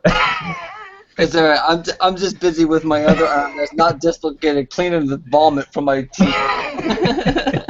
As you guys see Amadet go spinning down into the bowels of the platform, out of sight with a howl, an angry, a howl of disbelief as he goes flying downwards. Okay, so now what happens?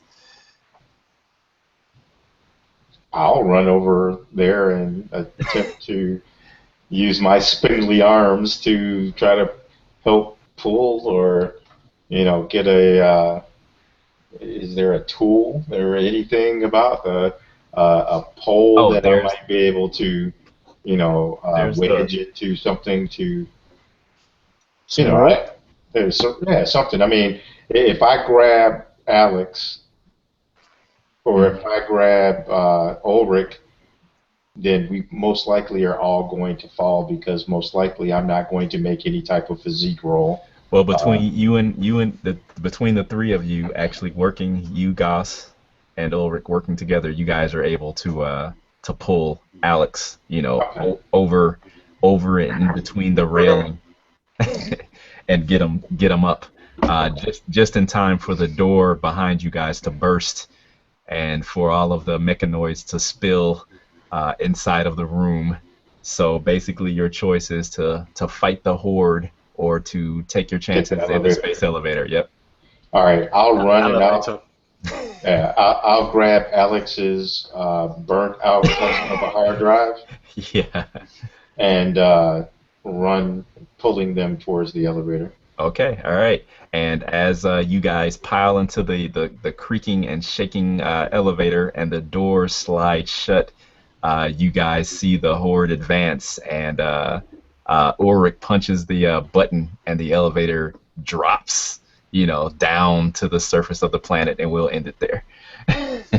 All right. Yeah. Okay. Thank you very much. As a last note, yeah, my character will say, if we don't have the body, I don't think we're gonna be rewarded, guys. So he did say dead or alive. Right. So we can scoop him up on the way down. Real quick, starting with you, Troy. Just introduce yourselves, and if you have a channel, because I didn't do that at the start, and then we'll be good. Alright, good.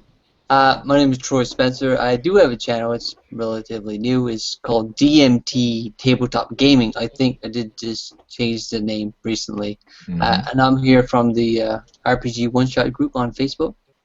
Keep promoting that shit because it seems to be creating lots of good games like this. Honored to play with you guys.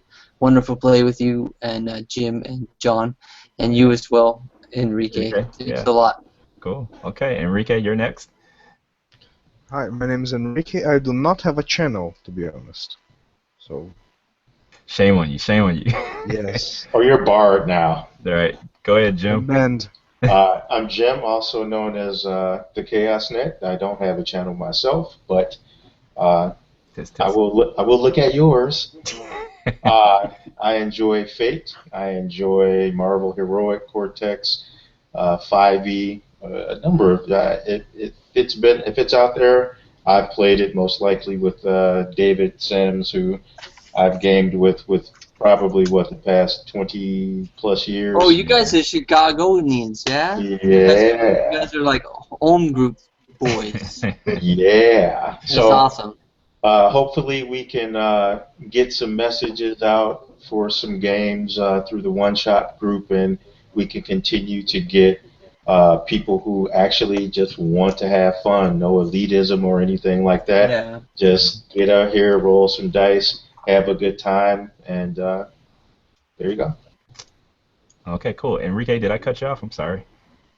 Were you going to say No. something else? Oh, okay. No. All right. I was just checking. Okay, and John?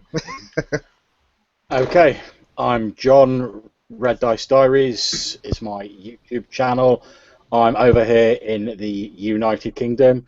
It's currently about 5 a.m. here, but I've greatly enjoyed the game. Glad I stayed up for it because, as I've said in a little bit of text down there, I'm all about the Fate points. Love Fate.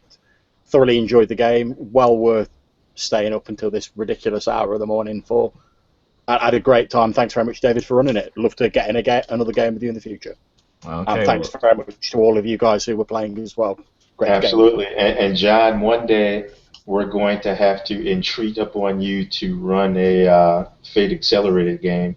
I'll be honest. You've missed the boat. I'm already running one. Oh, well, there we go. It's all right. I'm running a sort of pirate themed one, which is already sort of full up at the minute with about 6 players in. But depending on how that goes, it'll be the first time I've sort of done a one shot with Fate for the one shot group. Depending on how well that goes, I'm probably going to do some more sort of Fate Accelerated one shots in the future. Cool. All right, thanks a lot, guys. And John, thanks again for hanging in there. No problem. Thoroughly enjoyed it. I hope everybody had a good time. And thanks for everybody who's watching. And I'll post the next game I can as soon as possible. So thanks for watching.